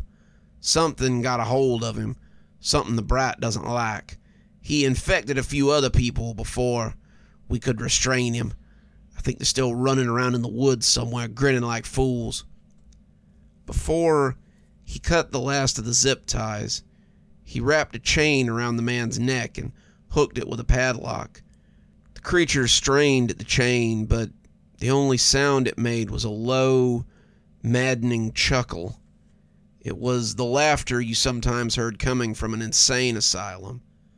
It was the laughter that bubbled up from hell. James leaned down, telling the creature exactly what he expected of him. "Listen to me, you son of a bitch. I don't know how much of Corbin is left in there, but I want you to take this girl to the farm. I know you know where it is. I know you want to go there as much as she does. So you take her there. Then," he tossed me the keys to the lock and looked up at me, "you can decide if you want to release him or not. If he served his purpose, cut him loose. If he hasn't, tie the bastard to a tree for all I care and let him rot." The laughter scuttled out again, and I had to hold back a shudder as it walked across my spine like mouse feet. He had said it to me, but he handed the end of the chain to Joseph, who looked less than pleased at the prospect of holding the thing. "I don't understand," I said, trying to hold back tears as the strangeness washed over me. "What is going on?" "This thing'll take you to the Bright Farm, if you still intended to go." Why can't you just tell me where it is?" I said, getting frustrated. "'Cause we don't know," he almost growled. "We know where it should be, but it's never there when we look. Something's hiding it, and I think this thing can find it. Whatever it is, it hates the farm people as much as we do. It wants to hurt them. We were saving it just in case they found us, but if helping you helps us cause a little chaos, then I guess it's worth the loss. Creepy bastard just laughs all night anyway. It's been making people very uneasy. Just take him and go.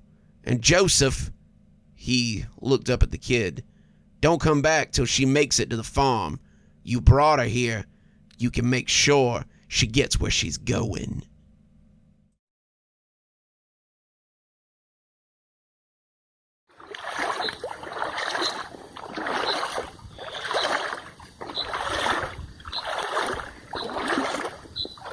Joseph and I walked through the shadowy, smelly halls of the sewer, our guide moving ahead of us excitedly. I had started out with the leash, trying to keep a handle on the thing, as it tested the limits of my control. The constant little chuckles echoed off the wall like rat feet, and it turned its head fitfully as it took the sewers like a bloodhound. Wherever it was going, it seemed to know the way, and it wanted to get there as quickly as possible. After watching me struggle with the thing, Joseph had finally just taken the leash and seemed to have an easier time handling it. "So," I said, as the tunnel stretched out before us, "how did it all come to this? You guys living underground, I mean." "Believe it or not, it started with the farmer's market."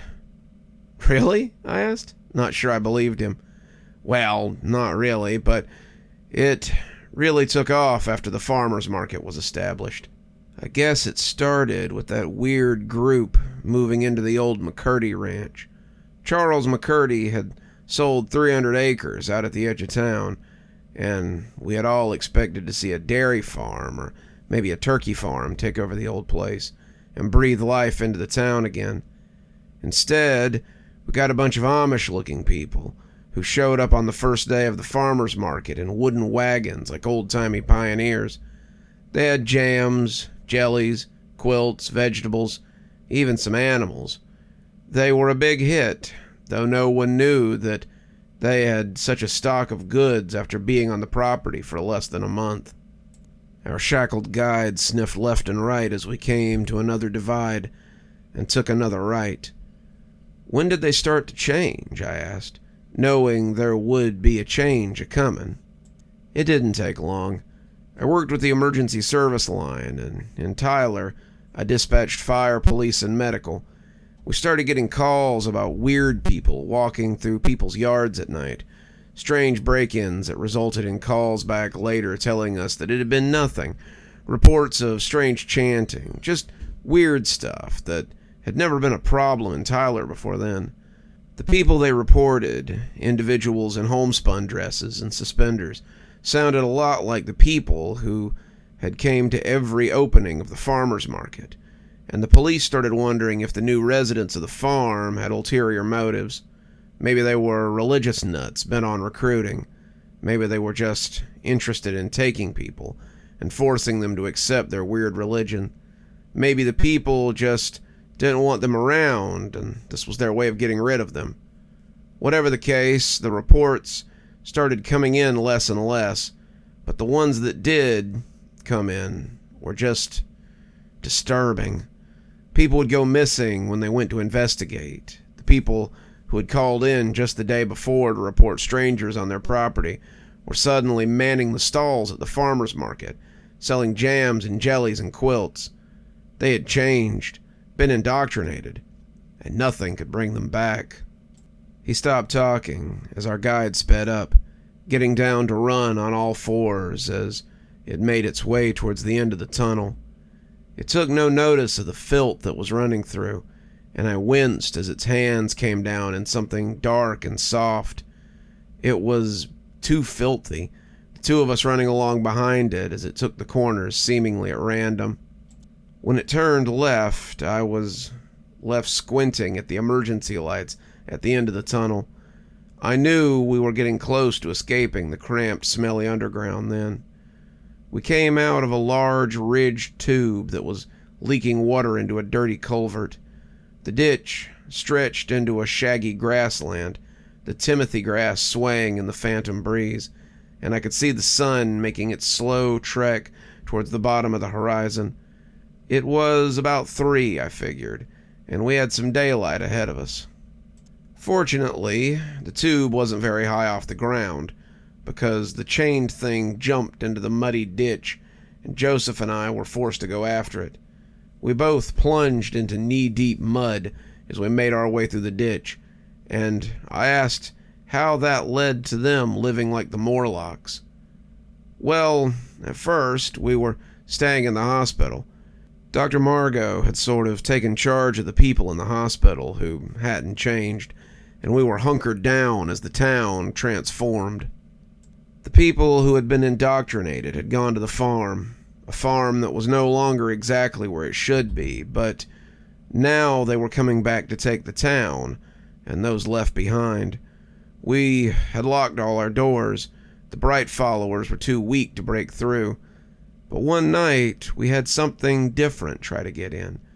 We saw flashing lights and realized there were cop cars parked by the ER door. James and 2 other officers were out there, and they begged us to let them in before the bright followers could get them. After some discussion, Margot let them in, and she asked where the rest of the police department was. Turned out, James and these 2 officers were all that was left of the sheriff's department. They'd gone with Sheriff Wheeler, the old sheriff, to the Bright compound, wanting to rescue the people they had taken. They'd gone in with 15. Jacob and the other 2 were the only ones left. They had taken over the town, and Jacob said they were making their way to the hospital in force. It was okay, though, because he had a plan that would see all of us put somewhere safe. We came out of the ditch into the overgrown area between the farmlands. It was all fences and croplands as far as I could see, and Jacob kept looking around like the farm we were looking for would just appear. The thing on the leash was having the time of its life, plowing into the tall grass like a shark on the prowl for fish. It was taking us towards the outskirts, heading unerringly east as we headed for God knew what. He took Margot into the basement and showed her the sewer entrance. All the older buildings had one, maintenance hatches that helped with upkeep on the ancient sewer tunnels beneath Tyler, and it just so happened that he had the key. It's impossible to get into the tunnels without the key, he told her, so once we go down, we should be safe. There weren't a lot of us, maybe 40 or 50 people, and we stripped a lot of stuff from the hospital before disappearing into the sewers. It's been a couple of years since then, and though we lost a lot of people to the Bright, we endure. We were wading through the grass, and I expected that any minute now, one of us would come down on a snake or a hornet's nest, and we'd be really screwed. Whatever the smiling thing was, however, it didn't seem to have any fear. It was heading straight for something, and I had a feeling it knew right where the farm was. "But how much longer can you hold out?" I asked, dodging around brambles as we jogged through the unkempt field. "Why not leave and get help, or why not leave for good?" Jacob shrugged. Joseph only shrugged. Where would we go? Most of us don't have any money that's not wrapped up in the bank we can't go to. Our homes are here. Most of us can't just pick up and leave. We just stay and hope that things will change. "It's all we can do," he said, sounding less than hopeful. I hated that, the hopelessness that lingered in Joseph's voice. It was pretty clear that he didn't think they would ever get the town back, and here I was using them to find Bright Farms so I could meet someone who just wanted another warm body for her church. As we walked through the field, I thought about letting this creature go and just telling Joseph to go home. What right did I have to use him for my own personal gains? In a way, I was just as selfish as the members of the church. Maybe I was right to seek them out. Kind calls to kind, after all. The sun had begun to dip, sunset on the horizon, when we crested a hill and saw it. It was just as it had been in the intro to the show, and my breath hitched in my throat as I looked down upon it. There was the general store, the white roof standing out amongst the other, more uniform buildings.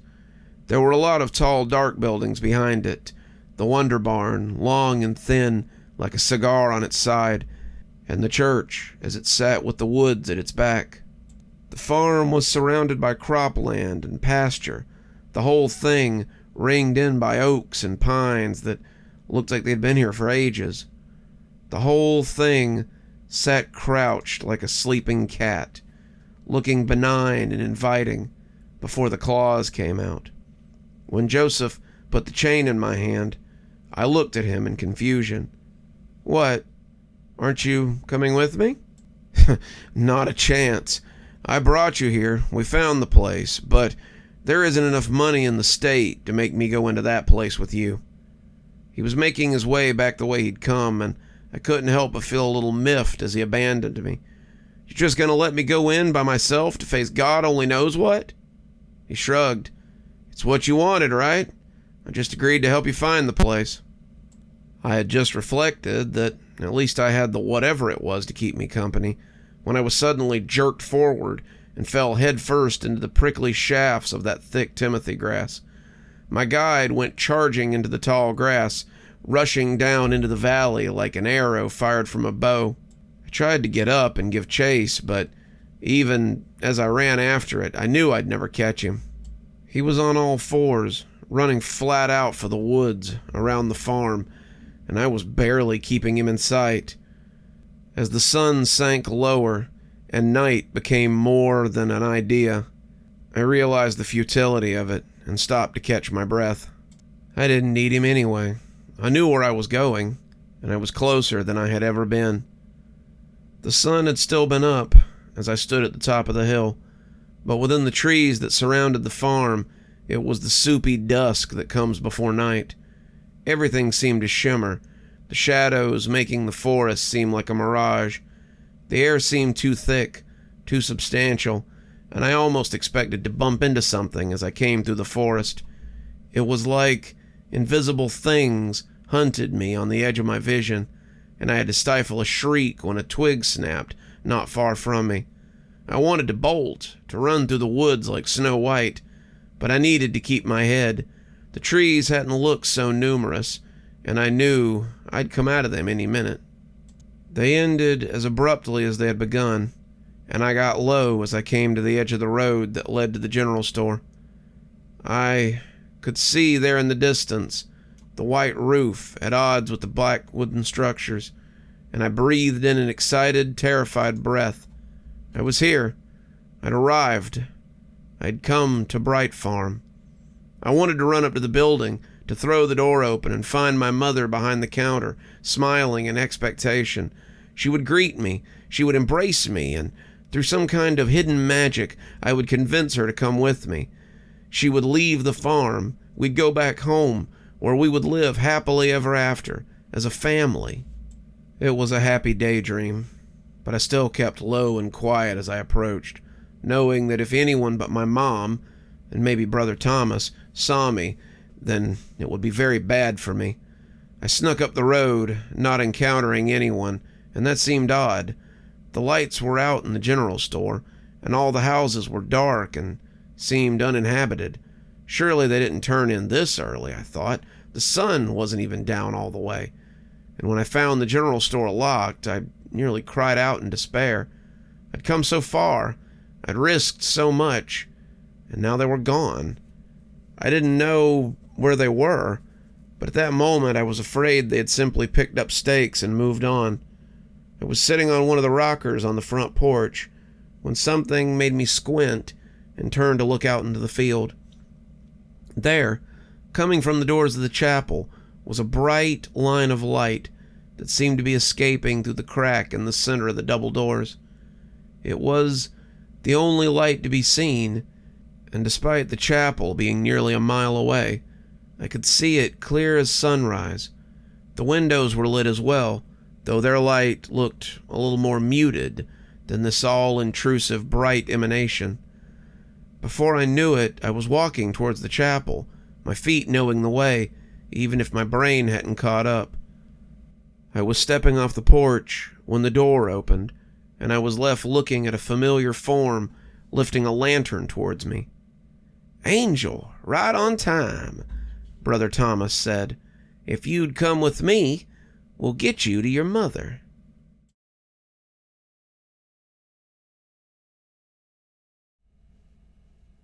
I was hesitant. Who wouldn't be? But I found myself going with him after a moment of contemplation. I know that sounds nuts, but I didn't feel as if I were talking to a stranger. I had watched this guy on TV for a long time, and he just seemed like a family friend to me. He took me inside and hung the lantern up over the bar, smiling hugely as he brought his hands together. "Welcome, my dear, welcome to my general store.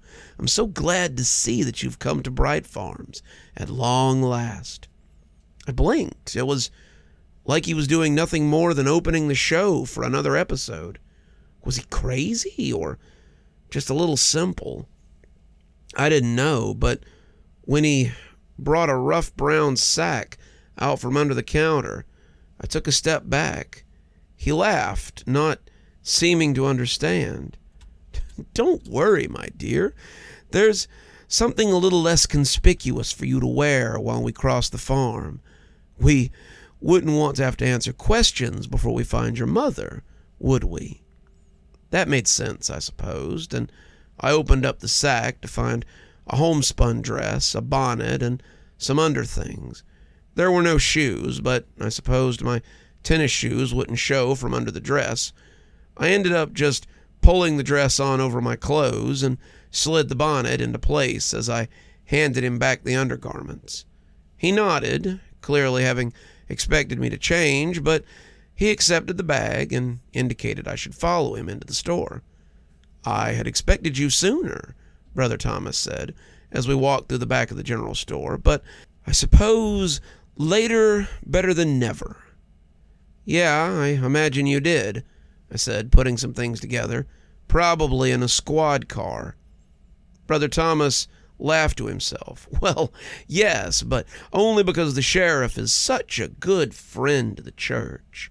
We had him on the lookout for you so we could get you here before the ceremony, but he said he had lost track of you. That's dangerous in Tylerville, my dear. Some people in town don't think much of us." "I can imagine," I said, not really wanting to tell him about the people in the sewers.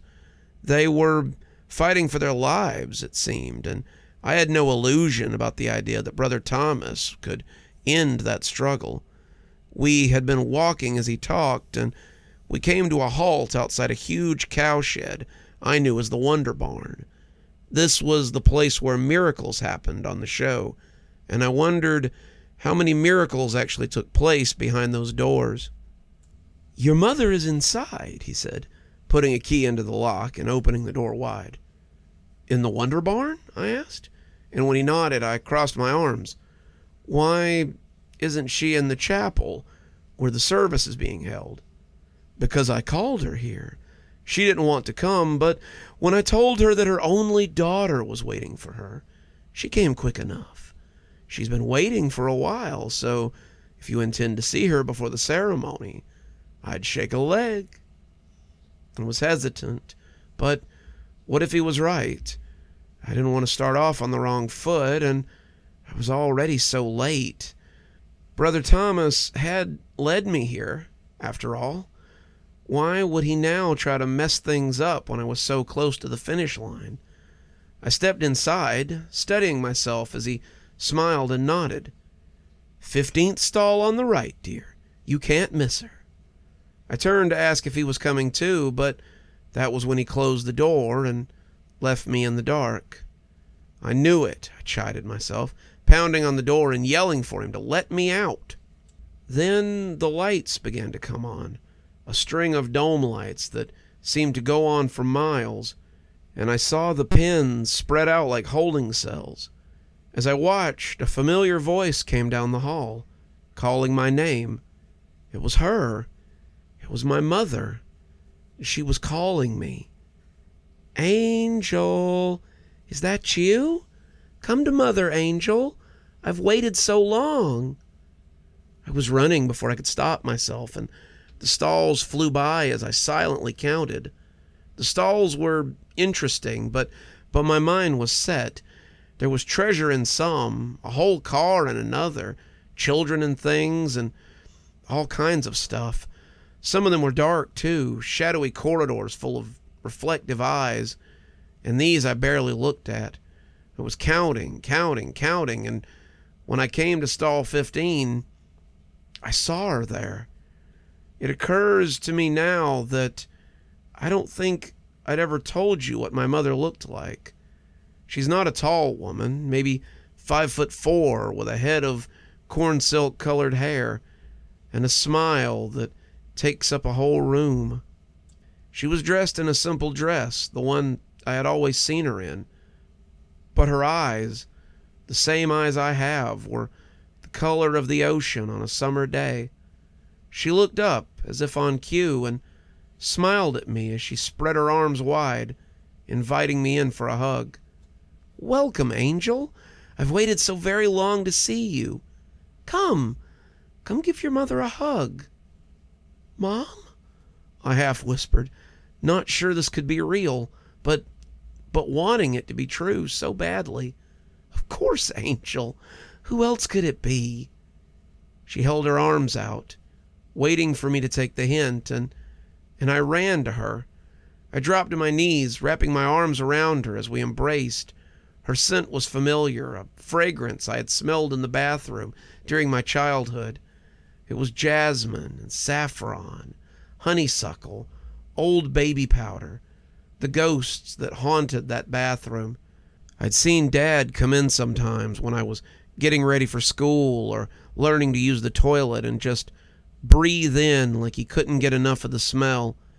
He would smile sadly, looking at me like I might be a ghost too, and then pat my head before going on his way. Her arms were warm as they wrapped around me, and I felt my eyes beginning to tear up. "I've waited to meet you for so long. I'm so proud of you, Angel. I'm so proud of the woman that you've grown up to be. I love you, dear." I felt the tears coming harder, but as I basked in the smell, this little voice kept clawing at the back of my brain. She didn't even know I existed until I was 6. She doesn't know anything about you, so how could she be proud? She hadn't even seen me till a day ago in years. How could she know me? She knew nothing about me. She knows nothing about me. Then my eyes popped open, and I took a closer look at the smiling woman I was hugging. She looked like I had known she would, blonde and smiling and slight, but that was how I had expected her to look. She looked exactly like she had on the show, like exactly the way she had looked on the show. She looked as if she hadn't changed at all since I was 6. And that was the problem. "Just like you wanted," said a voice from behind me, and I heard Brother Thomas approaching. "She's exactly what you wanted. She can always be exactly what you wanted if you stay with us. Aren't you tired of looking for purpose, Angel? Aren't you tired of wondering what could be? Well, wonder no more. Come join the Bright, and all your worries will be as nothing. But I took my arms off her and stood up suddenly. I know how that sounds. I know it sounds easy, but you have no idea how hard it was to take my arms off the woman who looked like my mother. She was saying the things I had always longed to hear, giving me the affirmation that I had craved, but it wasn't real. The smells were things that she would not have been able to keep in this world. The words were ideas that she had never expressed any of the times that I had seen her, and it was all a little too good to be true. I could almost feel my fingers creaking as I released her. My hands coming undone was a misery.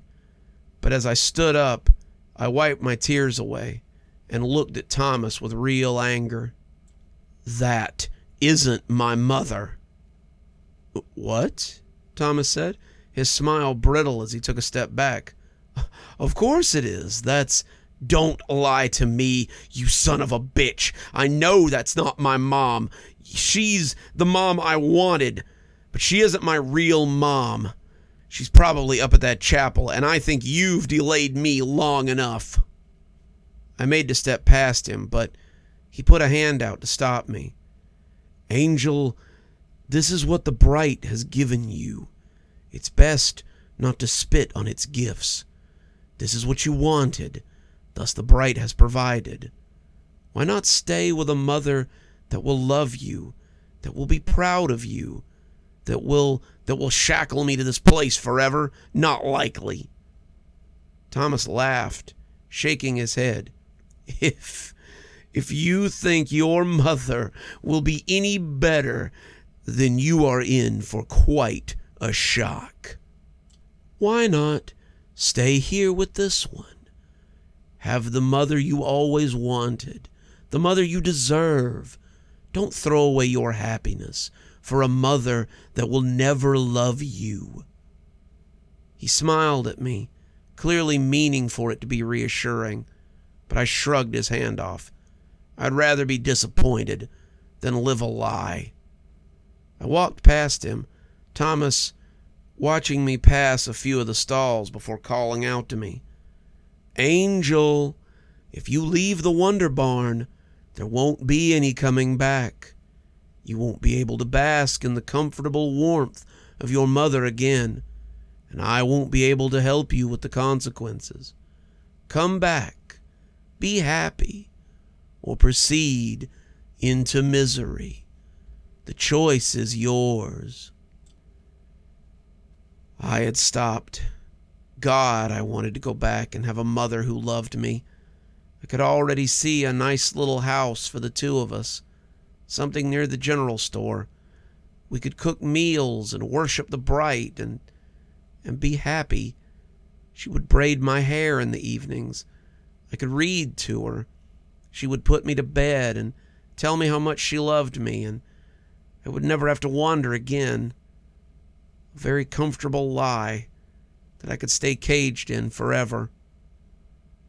I walked to the exit and closed the barn door behind me, closing out that comfortable delusion forever. I could still see the lights burning in the chapel on the hill. I made for it, and the consequences be damned. Every step from the Wonder Barn felt like it might easily be my last. I wanted so badly to turn around and see my mother, the fake mother, who had embraced me and told me how proud she was of me. Brother Thomas had been right. It was a devious trap, and I would never escape from it if I went back. This cold, quiet village was realer than anything I would find in there.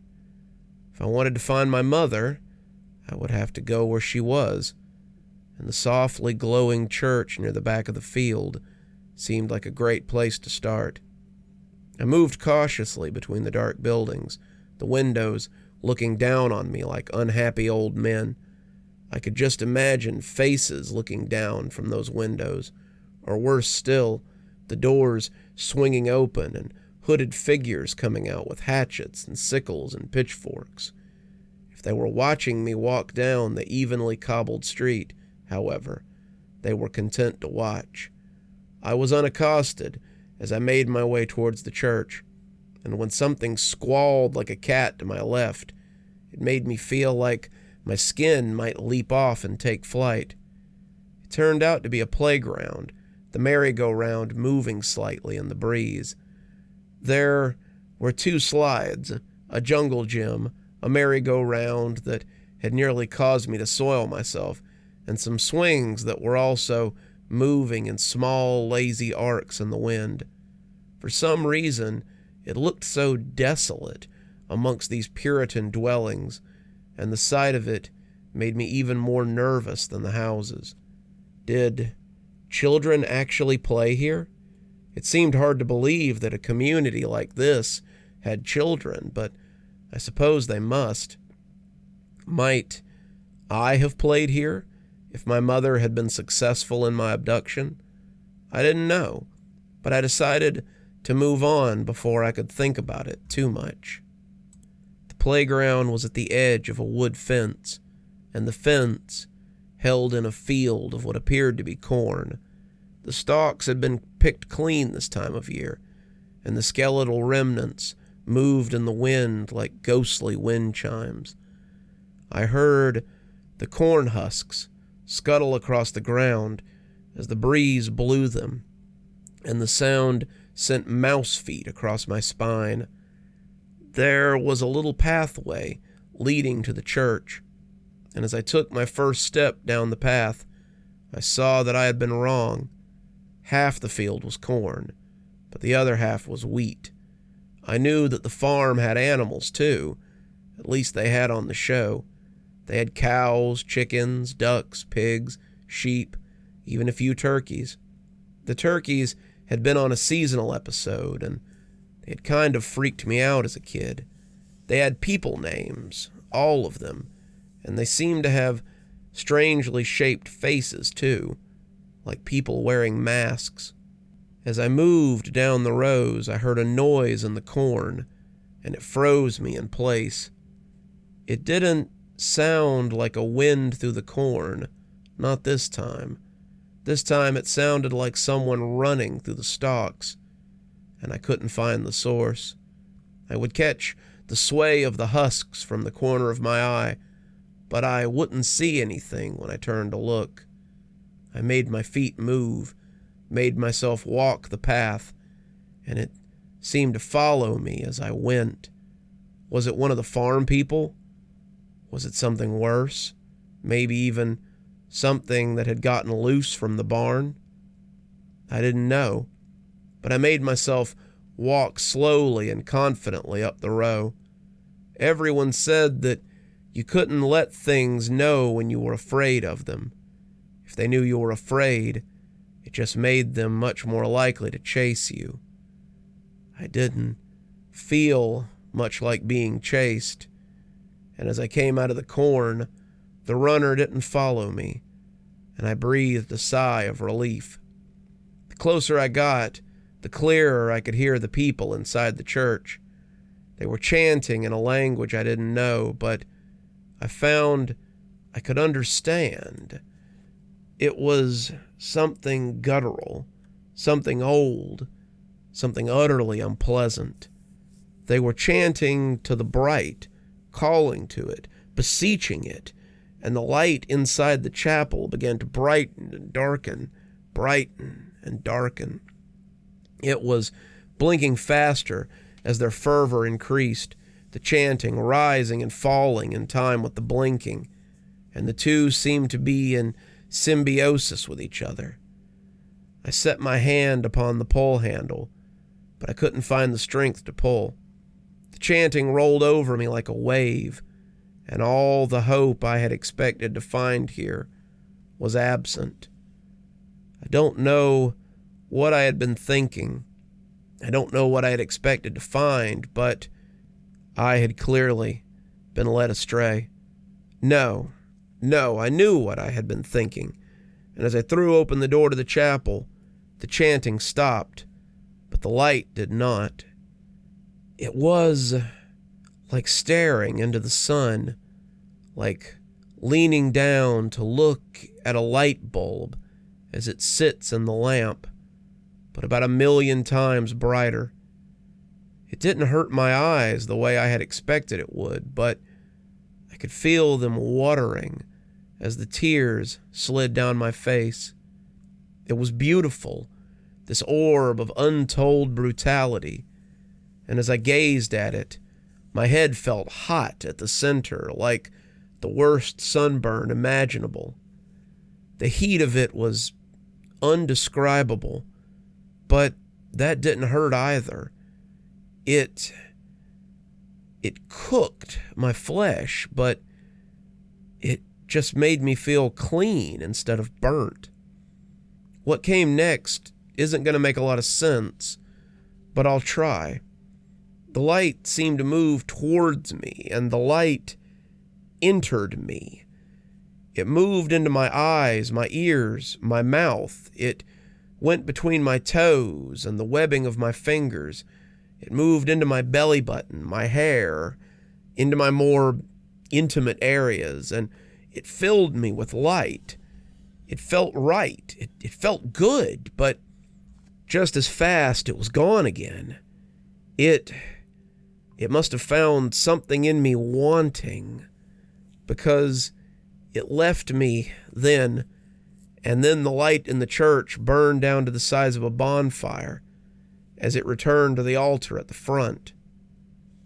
Once it had gone down a little, I could see the congregants that I had missed before. The church, as it turned out, was full. There were about 40 people, all of them dressed in old-timey clothes, and it looked like an assembly of Mennonites. They were all staring at me like I might sprout a second head, and when someone from the front of the church cleared their throat, I shifted my gaze. Those 3 were dressed differently, their robes white with yellow trim, and their heads were crowned with these weird yellow circles that made them look like miniature suns. The 2 men on either side were nondescript, bald with beards, but the woman by the altar took my breath away. It was her. It was my mother. She looked like a dark mirror of the woman that I had seen in the Wonder Barn. Her corn silk hair was wild, frizzed around her skull like a kind of sloppy afro. She was pale, like someone who had never seen the sun, and her body was thin and emaciated. Her face was drawn, the flesh around her skull tight and intense, and when she saw me, I could detect nothing, none of the love that I had found from the mother in the barn. Her eyes were wet and frantic, the shining eyes of the zealot. "Brothers and sisters, it seems the Bright has decided to bless us this day. We have been sent, a believer, blood of my blood, and I wish to bring her into the fold myself. Come, angel, come and be with the Bright." I took a few steps inside. I couldn't help it. I wanted to be with her. I wanted to see her, but her words hit me like a steamroller. Come be with the Bright, not with her. She had invited me into her cult, not to be a part of her life. I remembered the words of the Not Mother in the Wonder Barn and stopped. "Angel?" she asked, her words full of distrust as opposed to concern. Come to the light, child. Come be part of the bright." "Of the bright," the crowd intoned.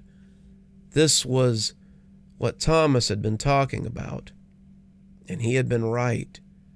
She was no mother, just another mouthpiece for whatever she had signed up with. She hadn't cared about me. That much was obvious, and I wondered how I could have been so blind. I'd been caught up in the mystery, in the mysticism, and now I had fallen into the trap that my grandmother and my father had been afraid that I would stumble into. I hadn't thought of my dad in a while, not since undertaking this, and I wondered suddenly how he would feel about me being here. He'd probably die of worry all over again. "Come, now," my mother said, and there was more growl in her voice than normal speech. Come to the bright," they chanted, and the bonfire over the altar began to wink. "No," I said. I half whispered, taking a step back. As the crowd began to stand behind me, I realized my mistake. "What?" my mother hissed, almost incredulously. "I said no," I repeated, taking another step for the door. "This was a mistake. I see that now. I don't want to be a part of this. I'll be leaving now. You can keep whatever family this is that you made for yourself. I'll be going." But they had blocked me in. "You misunderstand," my mother said, her face growing even more crazed. "I wasn't asking whether you wanted to come to the bride or not. I was telling you to come, and so you will. The bright will judge you worthy or unworthy, and you will be burned clean, or you will be burned to ash." The crowd began to push me forward, their bodies forming a physical wall between me and the door. I tried to break through them, but they were unmoving. They never touched me. I suppose I was unclean until the bright decided I was worthy. They did, however, bump into me and block my way as they slowly walked forward, closing the gap between me and my mother. She stood grinning behind the altar like some manic bride waiting for her betrothed, and I began screaming and shoving at the assembled people as they closed ranks behind me. This was not happening. This was not how this was supposed to go. In all my dreams of finding my mother and being reunited, this had never been what I had expected. I was crying and yelling and punching and kicking and at the men and the women who were moving me closer to that crazed woman. But if they felt any of it, they never showed. I was trapped, powerless, and it seemed I was going to be judged by the bright, whether I wanted to be or not. Or so I thought. Suddenly, the doors burst open, and I saw what had been stalking me through the corn. It was the grinning tar creature, the one that had led me here, and its smile seemed all the wider now. In the light of that miniature sun, its skin seemed to ooze and melt before my very eyes, and when the people turned to see it, they screamed and began to scatter. It sniffed the air, its eyeless face scanning the room, before it fixed them on the small sun by the altar and focused itself on it. It got down on all fours and ran like a dog, brushing past me before I could get my wits about me, and made a beeline for the altar. My mother's voice was as fervent as it was terrified. "Stop it! Don't let it get near the bright! Stop it! Stop that creature!" I was running before it collided with the ball of light, seeing my escape and taking it. But as I came through the door, I was hit from behind by a hot gust of desert wind. It lifted me off my feet and threw me into the air, pushing my filthy feet out before dropping me again. I came down in the corn, luckily, and lay there trying to collect myself as my eardrums refused to register anything but a high-pitched whine. I don't know exactly how long I lay there, smelling dirt and trying to get my head to stop spinning. But as sound returned, I heard people moaning and groaning and screaming all around me. I tried to stand up. My head spun, and I lay right back down in the corn again. It took a while, but when I was able to get up without falling down, I glanced back at the chapel and saw people in similar states. The church was gone, and what remained looked like a bomb had gone off. None of the people seemed to be hurt, just disoriented, but the building had taken the brunt of whatever had happened. I stumbled out of the corn, holding my head and trying to get my bearings, when I heard my mother's voice raised in anger. I turned to find her standing in the remains of the church, her dress in tatters and her hair burnt down to a crisp. "Get her! Get her! She did this! I want her brought to me now!" I didn't think about it, and I certainly didn't wait for her congregants to get back on their feet. I pointed myself towards the spooky collection of houses, and I ran.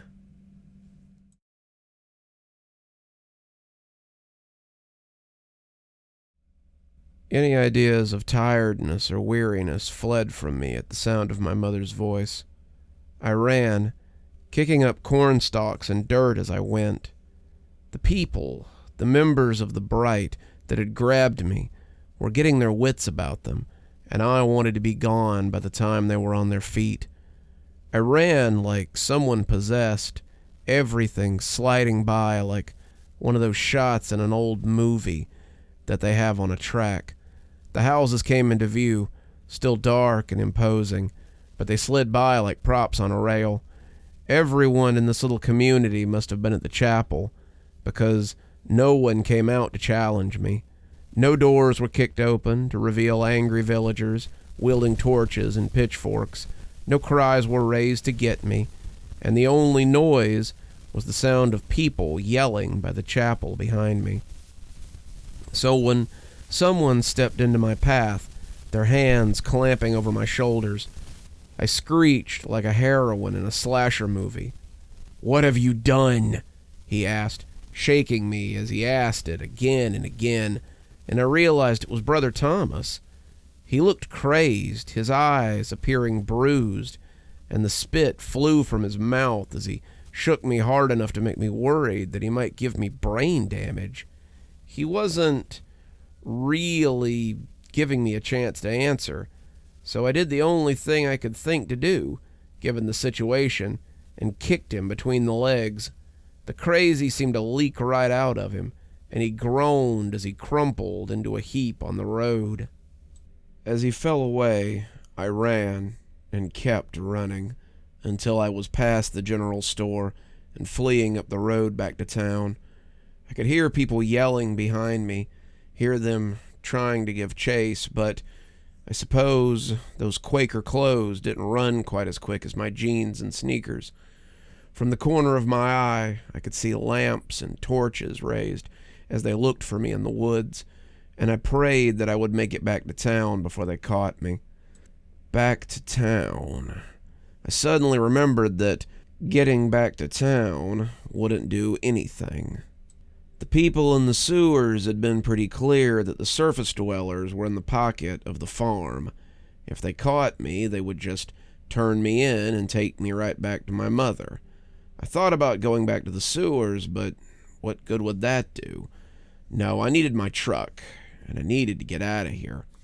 I needed to go back to my grandma and call the cops or the FBI or something and get someone out here to check this out. This had to stop. It had already gone on for too long, and I didn't intend to let it keep going if I could help it. The town came up on the horizon, the lights dim in the evening gloom, and I figured it was my only real option. I could put my hood up, but maybe not be noticed until I got close. I checked my watch and saw that it was past 8, so I was hoping that the streets would be empty. As I took my first step in that direction, however, someone made a psst sound from a nearby bush. I turned hesitantly, preparing to run, but sighed in relief when I saw that it was Joseph. "Hey, are you okay?" "Yeah," I whispered, hunkering down as I tried to get on eye level with him. "What are you doing here?" "I was halfway back to the pipe when I heard a loud noise. I came running and almost ran into one of their patrols. They looked like they were after someone, and I figured that someone's you." I nodded. "Yeah, my meeting with my mom didn't go quite the way I'd planned. I need to get back to my truck and get out of here. I don't have to tell you what's going to happen if they catch me." He glanced behind him suddenly, and I could hear them getting closer. They were stomping through the trees, lanterns raised, or, honest-to-God, torches held in their hands, and Joseph pulled me into the bushes with him. We hunkered there, waiting for them to thin out before he pointed away from the woods and towards the town. "Come on, we need to talk to James." He went as quietly as he could, avoiding the lights that popped up from the tree line, and we made our way to the pipe that we had come out of. The usual night sounds were non-existent. The crickets and the night birds had been scared off by my pursuers, and both of us were constantly looking around to make sure that we weren't being followed. The last thing I wanted was for them to follow us back to our refuge, and as we came to the mouth of the pipe, I didn't see any of them around. Joseph boosted me up, and I lay flat and reached back so that I could help him up too. "So what happened to your guide?" he asked as we came out of the pipe and into the sewer. "He jumped into the bright," I said, not quite believing it myself. Joseph laughed. "So that's what that was. Margot had wondered if it might not be trying to get to them for that reason." "What?" I asked, "like to kill itself?" Joseph shrugged. "Our recon teams have told us about a bright light out in the woods sometimes, but no one has gotten close enough to the farm to see what it is. Given that the creature you took was almost completely dark, we had wondered if it might be, like a yin and yang thing. Maybe it's the darkness looking for the bright or something. We didn't know. We were mostly just guessing, but I guess it turned out to be something like that." "Glad I could be your little guinea pig for such an important experiment," I groused. "I mean, it was more of a happy accident than anything. We didn't send you to be a sacrificial lamb or something. Kind of thought he might be able to find the place, and he did, so I guess you're also welcome." I ignored that one as we made our way through the sewers. They were no less awful at night, the ground still best not looked at, and as we came into the refuge for the citizens of Tylerville, I saw John's eyes get wide at the sight of me. Clearly, Joseph wasn't the only one that had expected me not to come back, and he tossed his cigarette into the sludge as he came toward us. "You made it back," he said, clearly trying for a tone that said he had never doubted it. "And you seem to have lost our little friend. Did you find the place?" "Oh, I found it," I told him, putting my hands on my hips and scowling at him. "But your little friend turned out to be more than you guessed." "Maybe we better take this debriefing somewhere a little more private," John said, and the three of us headed to his dingy office, where I laid it all out for them. I told them about the farm, the Wonder Barn, the field, the church, and the miniature sun inside it. I told them how I had almost been grabbed by the people in the church, my mother included, and how I had only escaped because my guide had decided to throw himself at the ball of light they were worshiping. Joseph and John just sat there, eyes widening, faces changing, but saying nothing. John lit another cigarette as he listened, smoking it to the filter before stubbing it out and bouncing the end on the desk thoughtfully. "Well, damn. At least you made it out. That's the closest any of us have ever been to the Bright Farm. And came back. I mean, can't believe your own mother would treat you like that, but I think you're right. We have to get you out of town before they find you. They don't drive, so if you can get away from Tylerville, then you should be fine. And when I do get out of here, I can let someone know. I can tell the FBI or the..." But John was already shaking his head. "It's a good idea, but it won't work. We tried to contact the authorities, even used my sheriff's department credentials, but it doesn't help.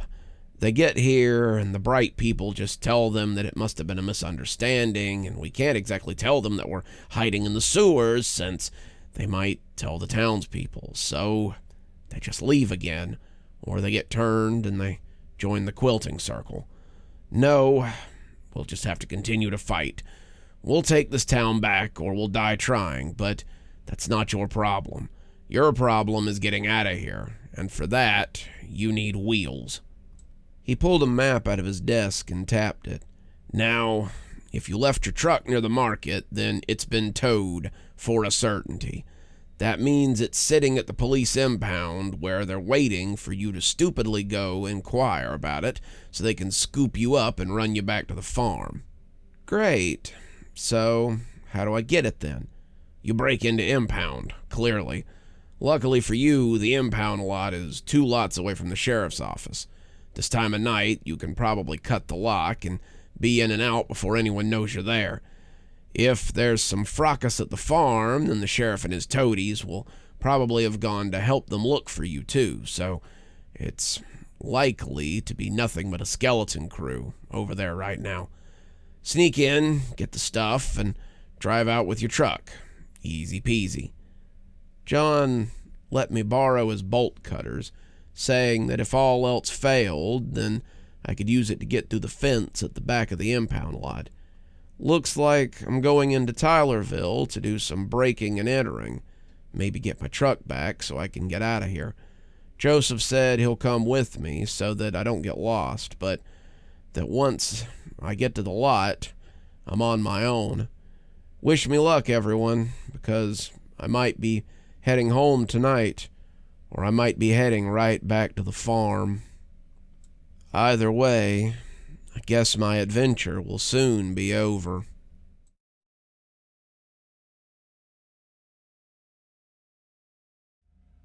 We came out into the laundromat at what my watch told me was 11:30. I'd eaten a little with the refugees, and we had gone over the map of the impound yard for a while before Joseph and I set out.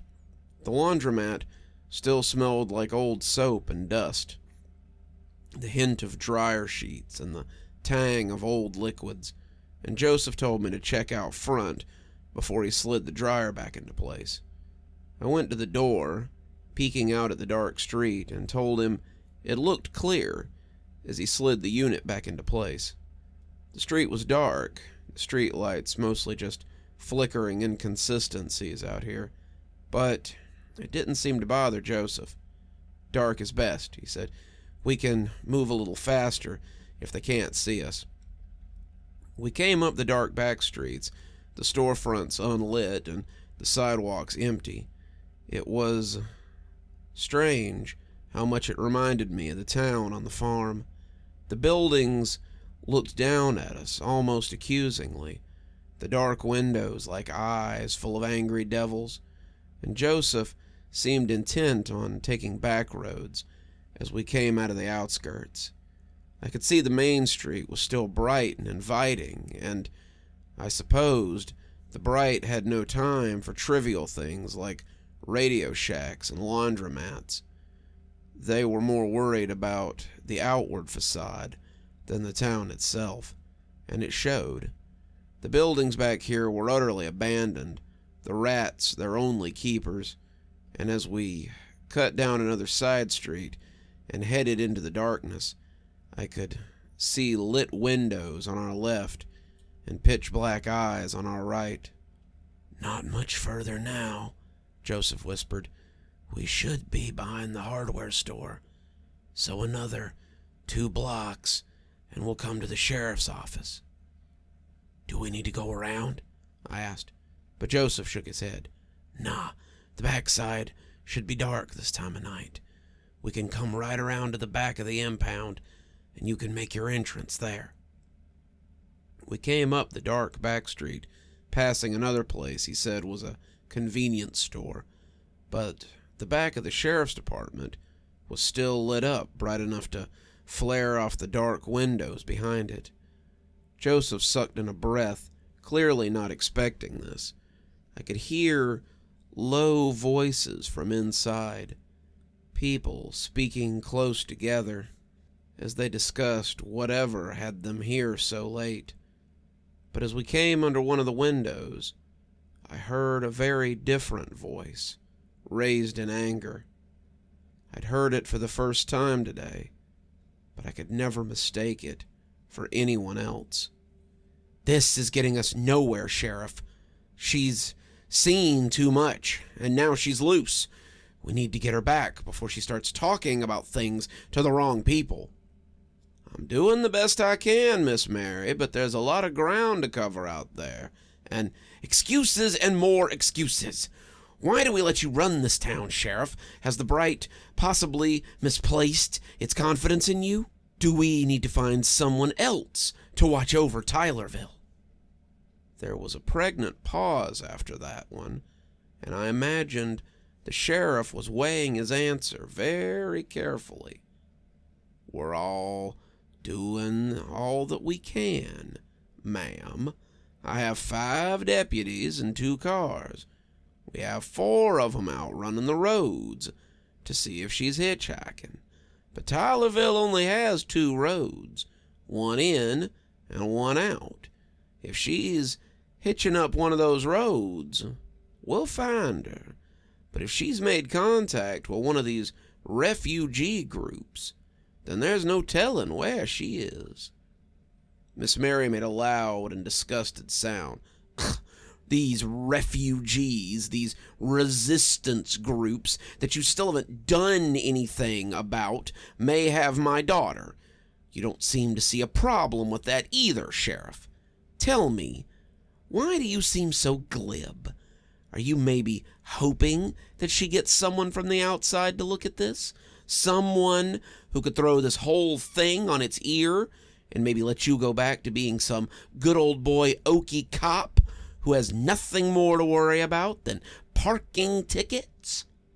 Someone hit the table, and I didn't need to peek over the rim of the window to know that the sheriff had probably had enough of being spoken to by a woman who probably looked like she'd had her hair set on fire recently.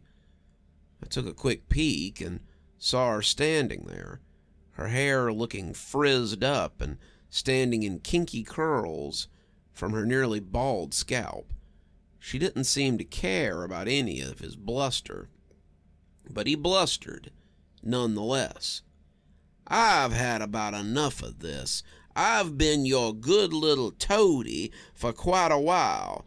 I've done more for you than anyone else here. Hell, I gave you the town when you asked. And now you sit here and question my loyalty. Where do you get off?" "Careful, Daniel," she said, and the sound of his name seemed to stagger him.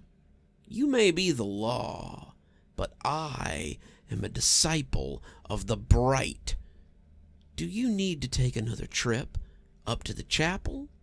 Do you need to see the Bright again?" The sheriff took a step back from her. It seemed like the last thing he wanted to do was stand before that bright ball of light again. The officer beside him was sitting with his head down, and though he appeared to be looking at the map, he was clearly trying to distance himself from the conversation. The sheriff looked like he wanted to be absent from this conversation too, and as he sat down, he shook his head. No, ma'am. I don't need another trip to the woodshed." My mother smirked. "Good. Call your deputies. Get them to check the roads again. After that, I want you to jump into that brand new 4x4 that you have in the parking lot and go search the trails. Let your deputy here man the phone. I want you out doing something about this, Sheriff." "You want I should put a bullet in her, too, if I find her?" the sheriff asked, his sarcasm hidden like a barb. Mary started to answer, but suddenly she looked at the space I was occupying with interest. I popped down again, putting my back to the wall, but I could feel those eyes on me. Had she seen me? Who could say, but I had to glance up a little to make sure that she wasn't looking down at me. I had to put a hand over my mouth when I looked up and saw her looking out the window. I squeezed as tightly as I could against the wall, but I needn't have bothered. It was too dark in the alley to see much, and she would have been glare blind from the office lights. It was probably the only thing that saved me from being seen, and when the sheriff spoke, she turned away from the window, and I sighed in relief. "What? Someone out there?" "Nothing. Just a reflection, I guess.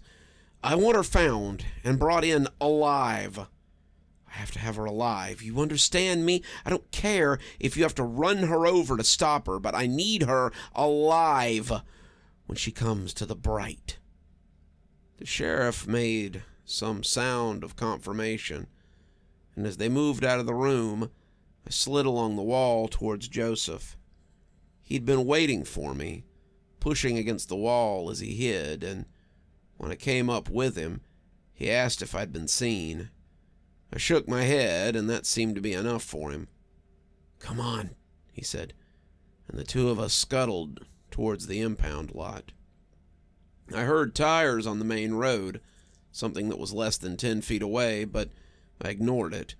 They weren't looking in the back alleys for us. They had been told to check the woods and the roads out of town, and James's initial evaluation of the situation seemed to have been spot on. With so much law enforcement on the road, it wouldn't be hard for me to get in and out without being noticed. I was in the walk-through between the sheriff's department and the storage building next door when my mother's voice froze me in place. "Incompetent non-believers! We should have put one of our people in this position a long time ago. Someone who wouldn't question the Bright in its infinite wisdom." "What happens if we don't find her?" said a man in overalls, and from his profile, the left side of his face looked shiny. Miss Mary shrugged. "So what if he doesn't?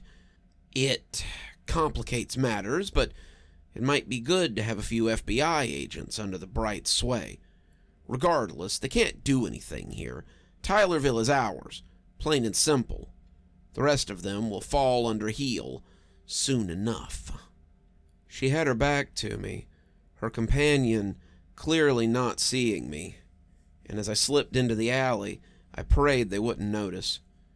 We had to get this done before they got bored with the woods and moved into town. "Here we are," Joseph said, as we came to the edge of a chain-linked lot of parked cars.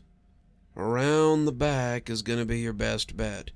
Just snip along the base and head in." "Not coming with me?" I asked. "Nope, I'm heading back. It's getting a little hot around here for me. Before I do, though," he said, reaching in and taking out a little book, "I want you to have this." I looked at it, thinking it looked like any journal that you could find at Walmart or Dollar General. It's the story of how things got this bad.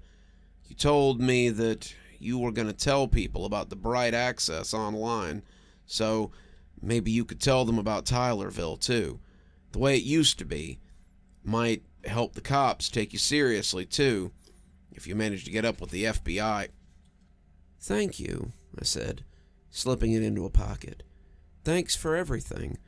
I know you've tried to look after your own, but I don't think I'd have made it this far if it wasn't for you. Hopefully, it all means something. Good luck, Angel. We parted ways then, and I fished the wire cutters out of my backpack so I could start snipping. It wasn't as easy as they made it look in the movies. The rungs were rusty and didn't seem to want to part, and I had to lean on the cutters to make it through. I figured that if I could cut 6 or 7 of them, I might make it through. I'd snipped 3 rungs apart when I heard the scuff of boots and stood very still. A beam of light was about 15 feet from me, and someone was calling out to see if anyone was there. I got as still as I could, praying that I hadn't been caught.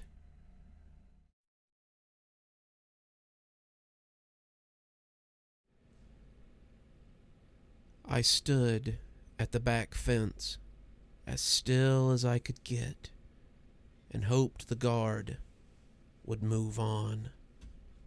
"Someone there?" the guard said, and his flashlight beam slid over the spot where I had been crouched only a moment before. If he came any closer, if he looked too closely, he would see me, and it would all be for nothing. The thought that this one person could stand in the way of my escape was unthinkable. But as I crouched there and tried not to shake, I knew that I would have to run if he caught sight of me.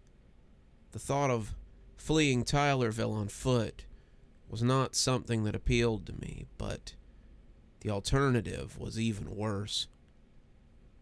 I would run rather than go back to that terrible light. I had to escape so I could help Joseph, James, Margot, and everyone who was trapped in the sewer. I had to escape so that hopefully they could escape. "Come out if you're there. I won't hurt you." I didn't move. I just kept praying that he'd get bored and walk away. Instead, he took another step toward the fence. I just knew that any minute now, he would see me. "Come out where I can see you," he said, his voice taking on a note of fear. "Come out now. I know there's someone there." I stayed still, hoping he didn't have a gun or he might open fire on me out of hand. I counted to 5, then counted to 5 again. When the light turned away, I heard his shoes heading away from the fence, and I had to cover a sigh with my hand. Must just be a cat or something. I waited until I could no longer hear the clop of his footwear, and I started cutting again. The fence was old, the links hard to separate, and I had to turn my head as rust pattered down on me. I'd be coughing soon, I could feel it, and as the hole finally came open, wide enough for me to slip in, I covered my mouth as I pulled it back a little. I stepped in, leaving the cutters by the fence so that someone could get them later. But as I slid inside, something pulled my shirt. I winced as it caught on my shirt and pulled the fabric back as I tried to get out of its reach. I was still listening for the sound of those shoes again. I tried to free my shirt as quietly as possible. I could hear the fence shaking, and if the guard was anywhere close, then he was going to hear me. I winced as something sharp cut my back and tried to get my breathing under control before I had a panic attack. I was trying to get my heart rate down when I heard shoes and saw a light coming my way. I stayed very still, reaching back slightly as I tried to find where I was hooked. The light was coming closer, the guard mumbling something as he swooped it right and left. I found the spot, a sharp bit digging into the small of my back.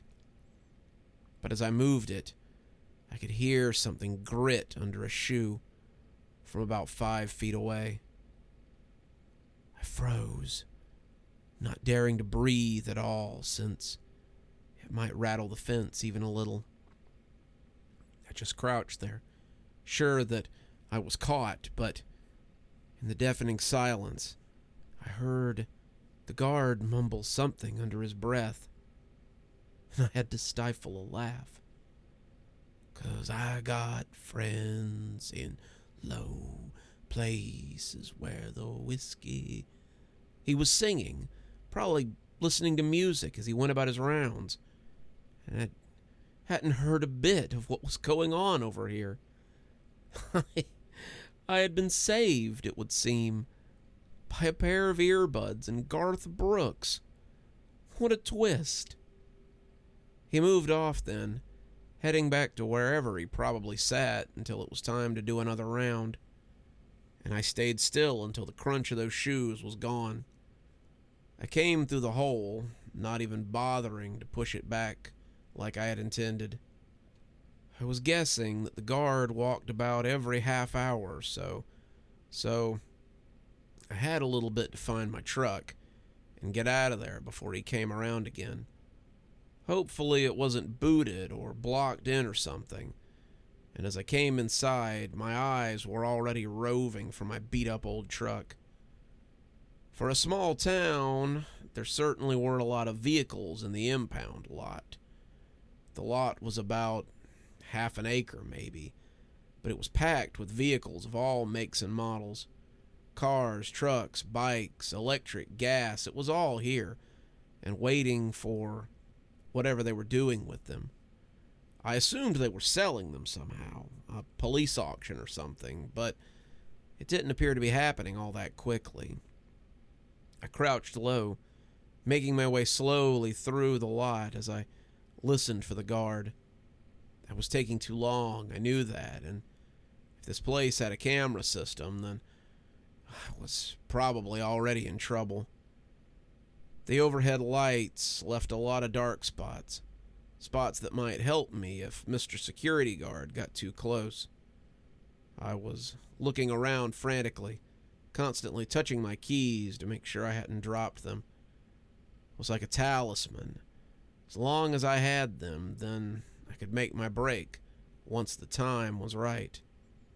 I would have thought it might have stood out. The old truck was primered gray with white spots that had just never been painted. But the lot was a slew of compact cars and SUVs and nice new trucks that looked tiny next to mine.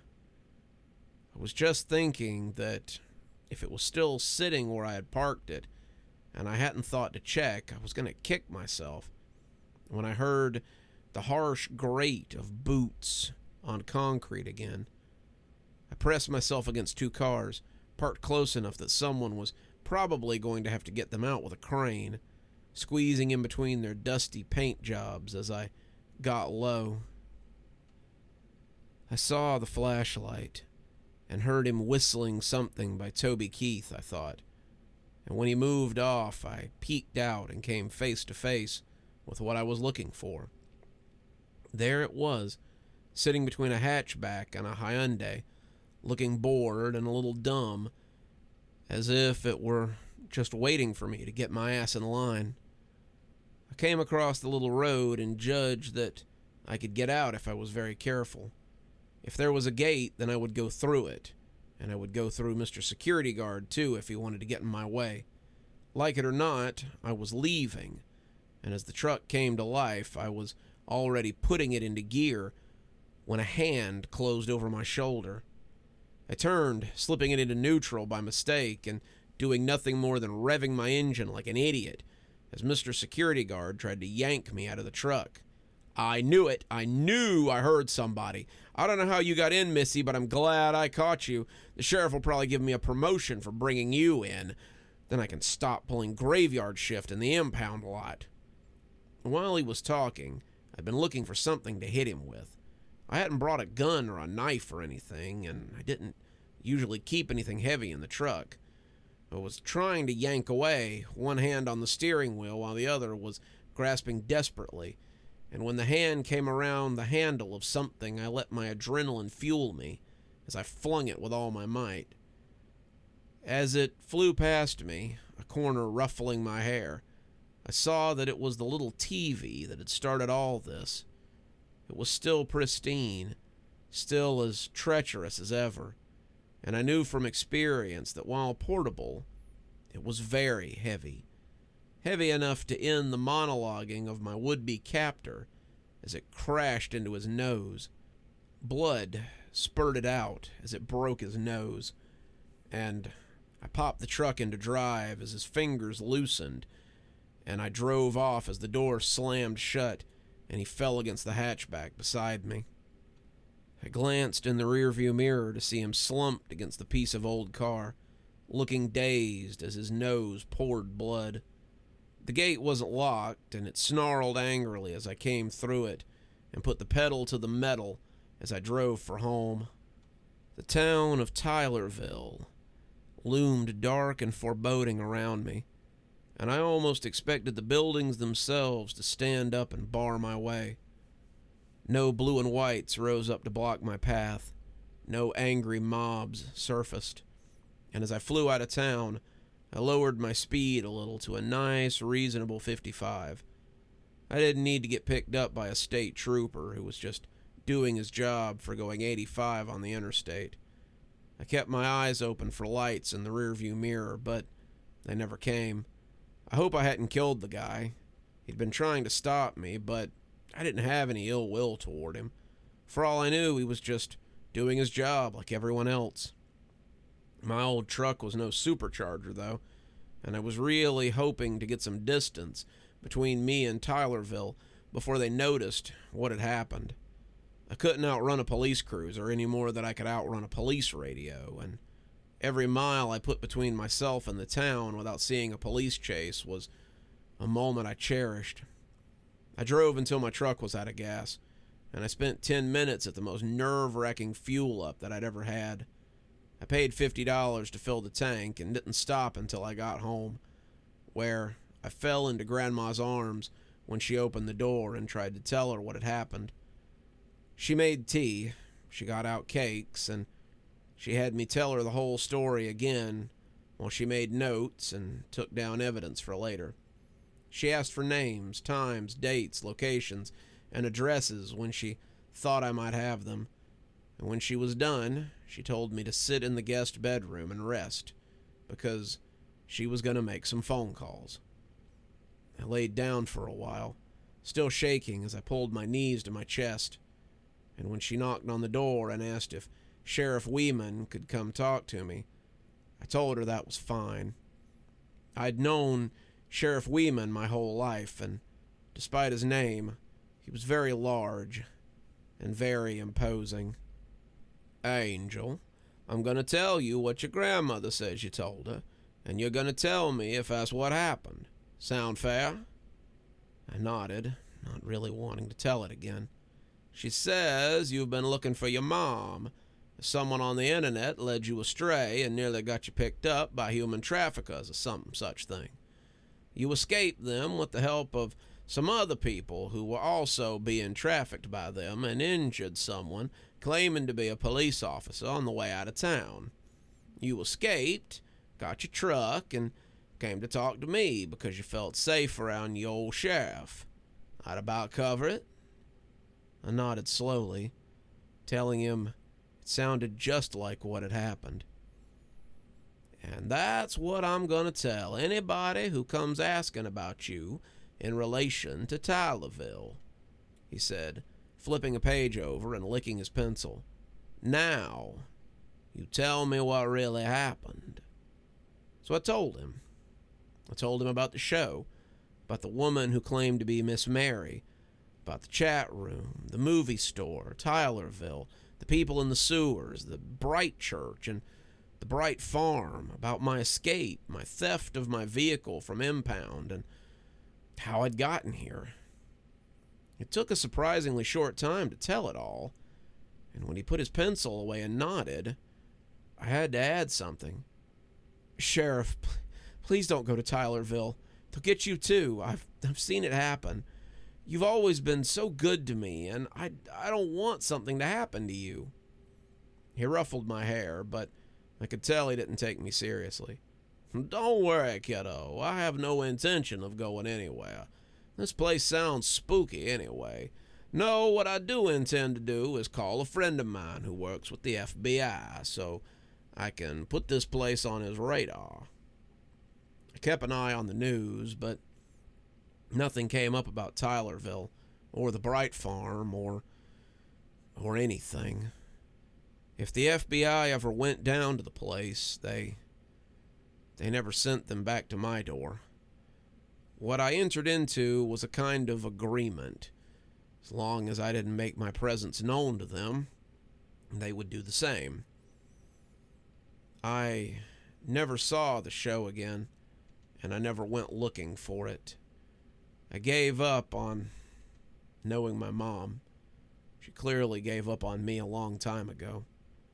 I've been reading Joseph's journal, and the story of Tylerville is as tragic as it is fascinating. Maybe when I feel a little more comfortable, I'll read you some of it. For now, thanks for coming on this journey with me, and I hope you enjoyed the ride.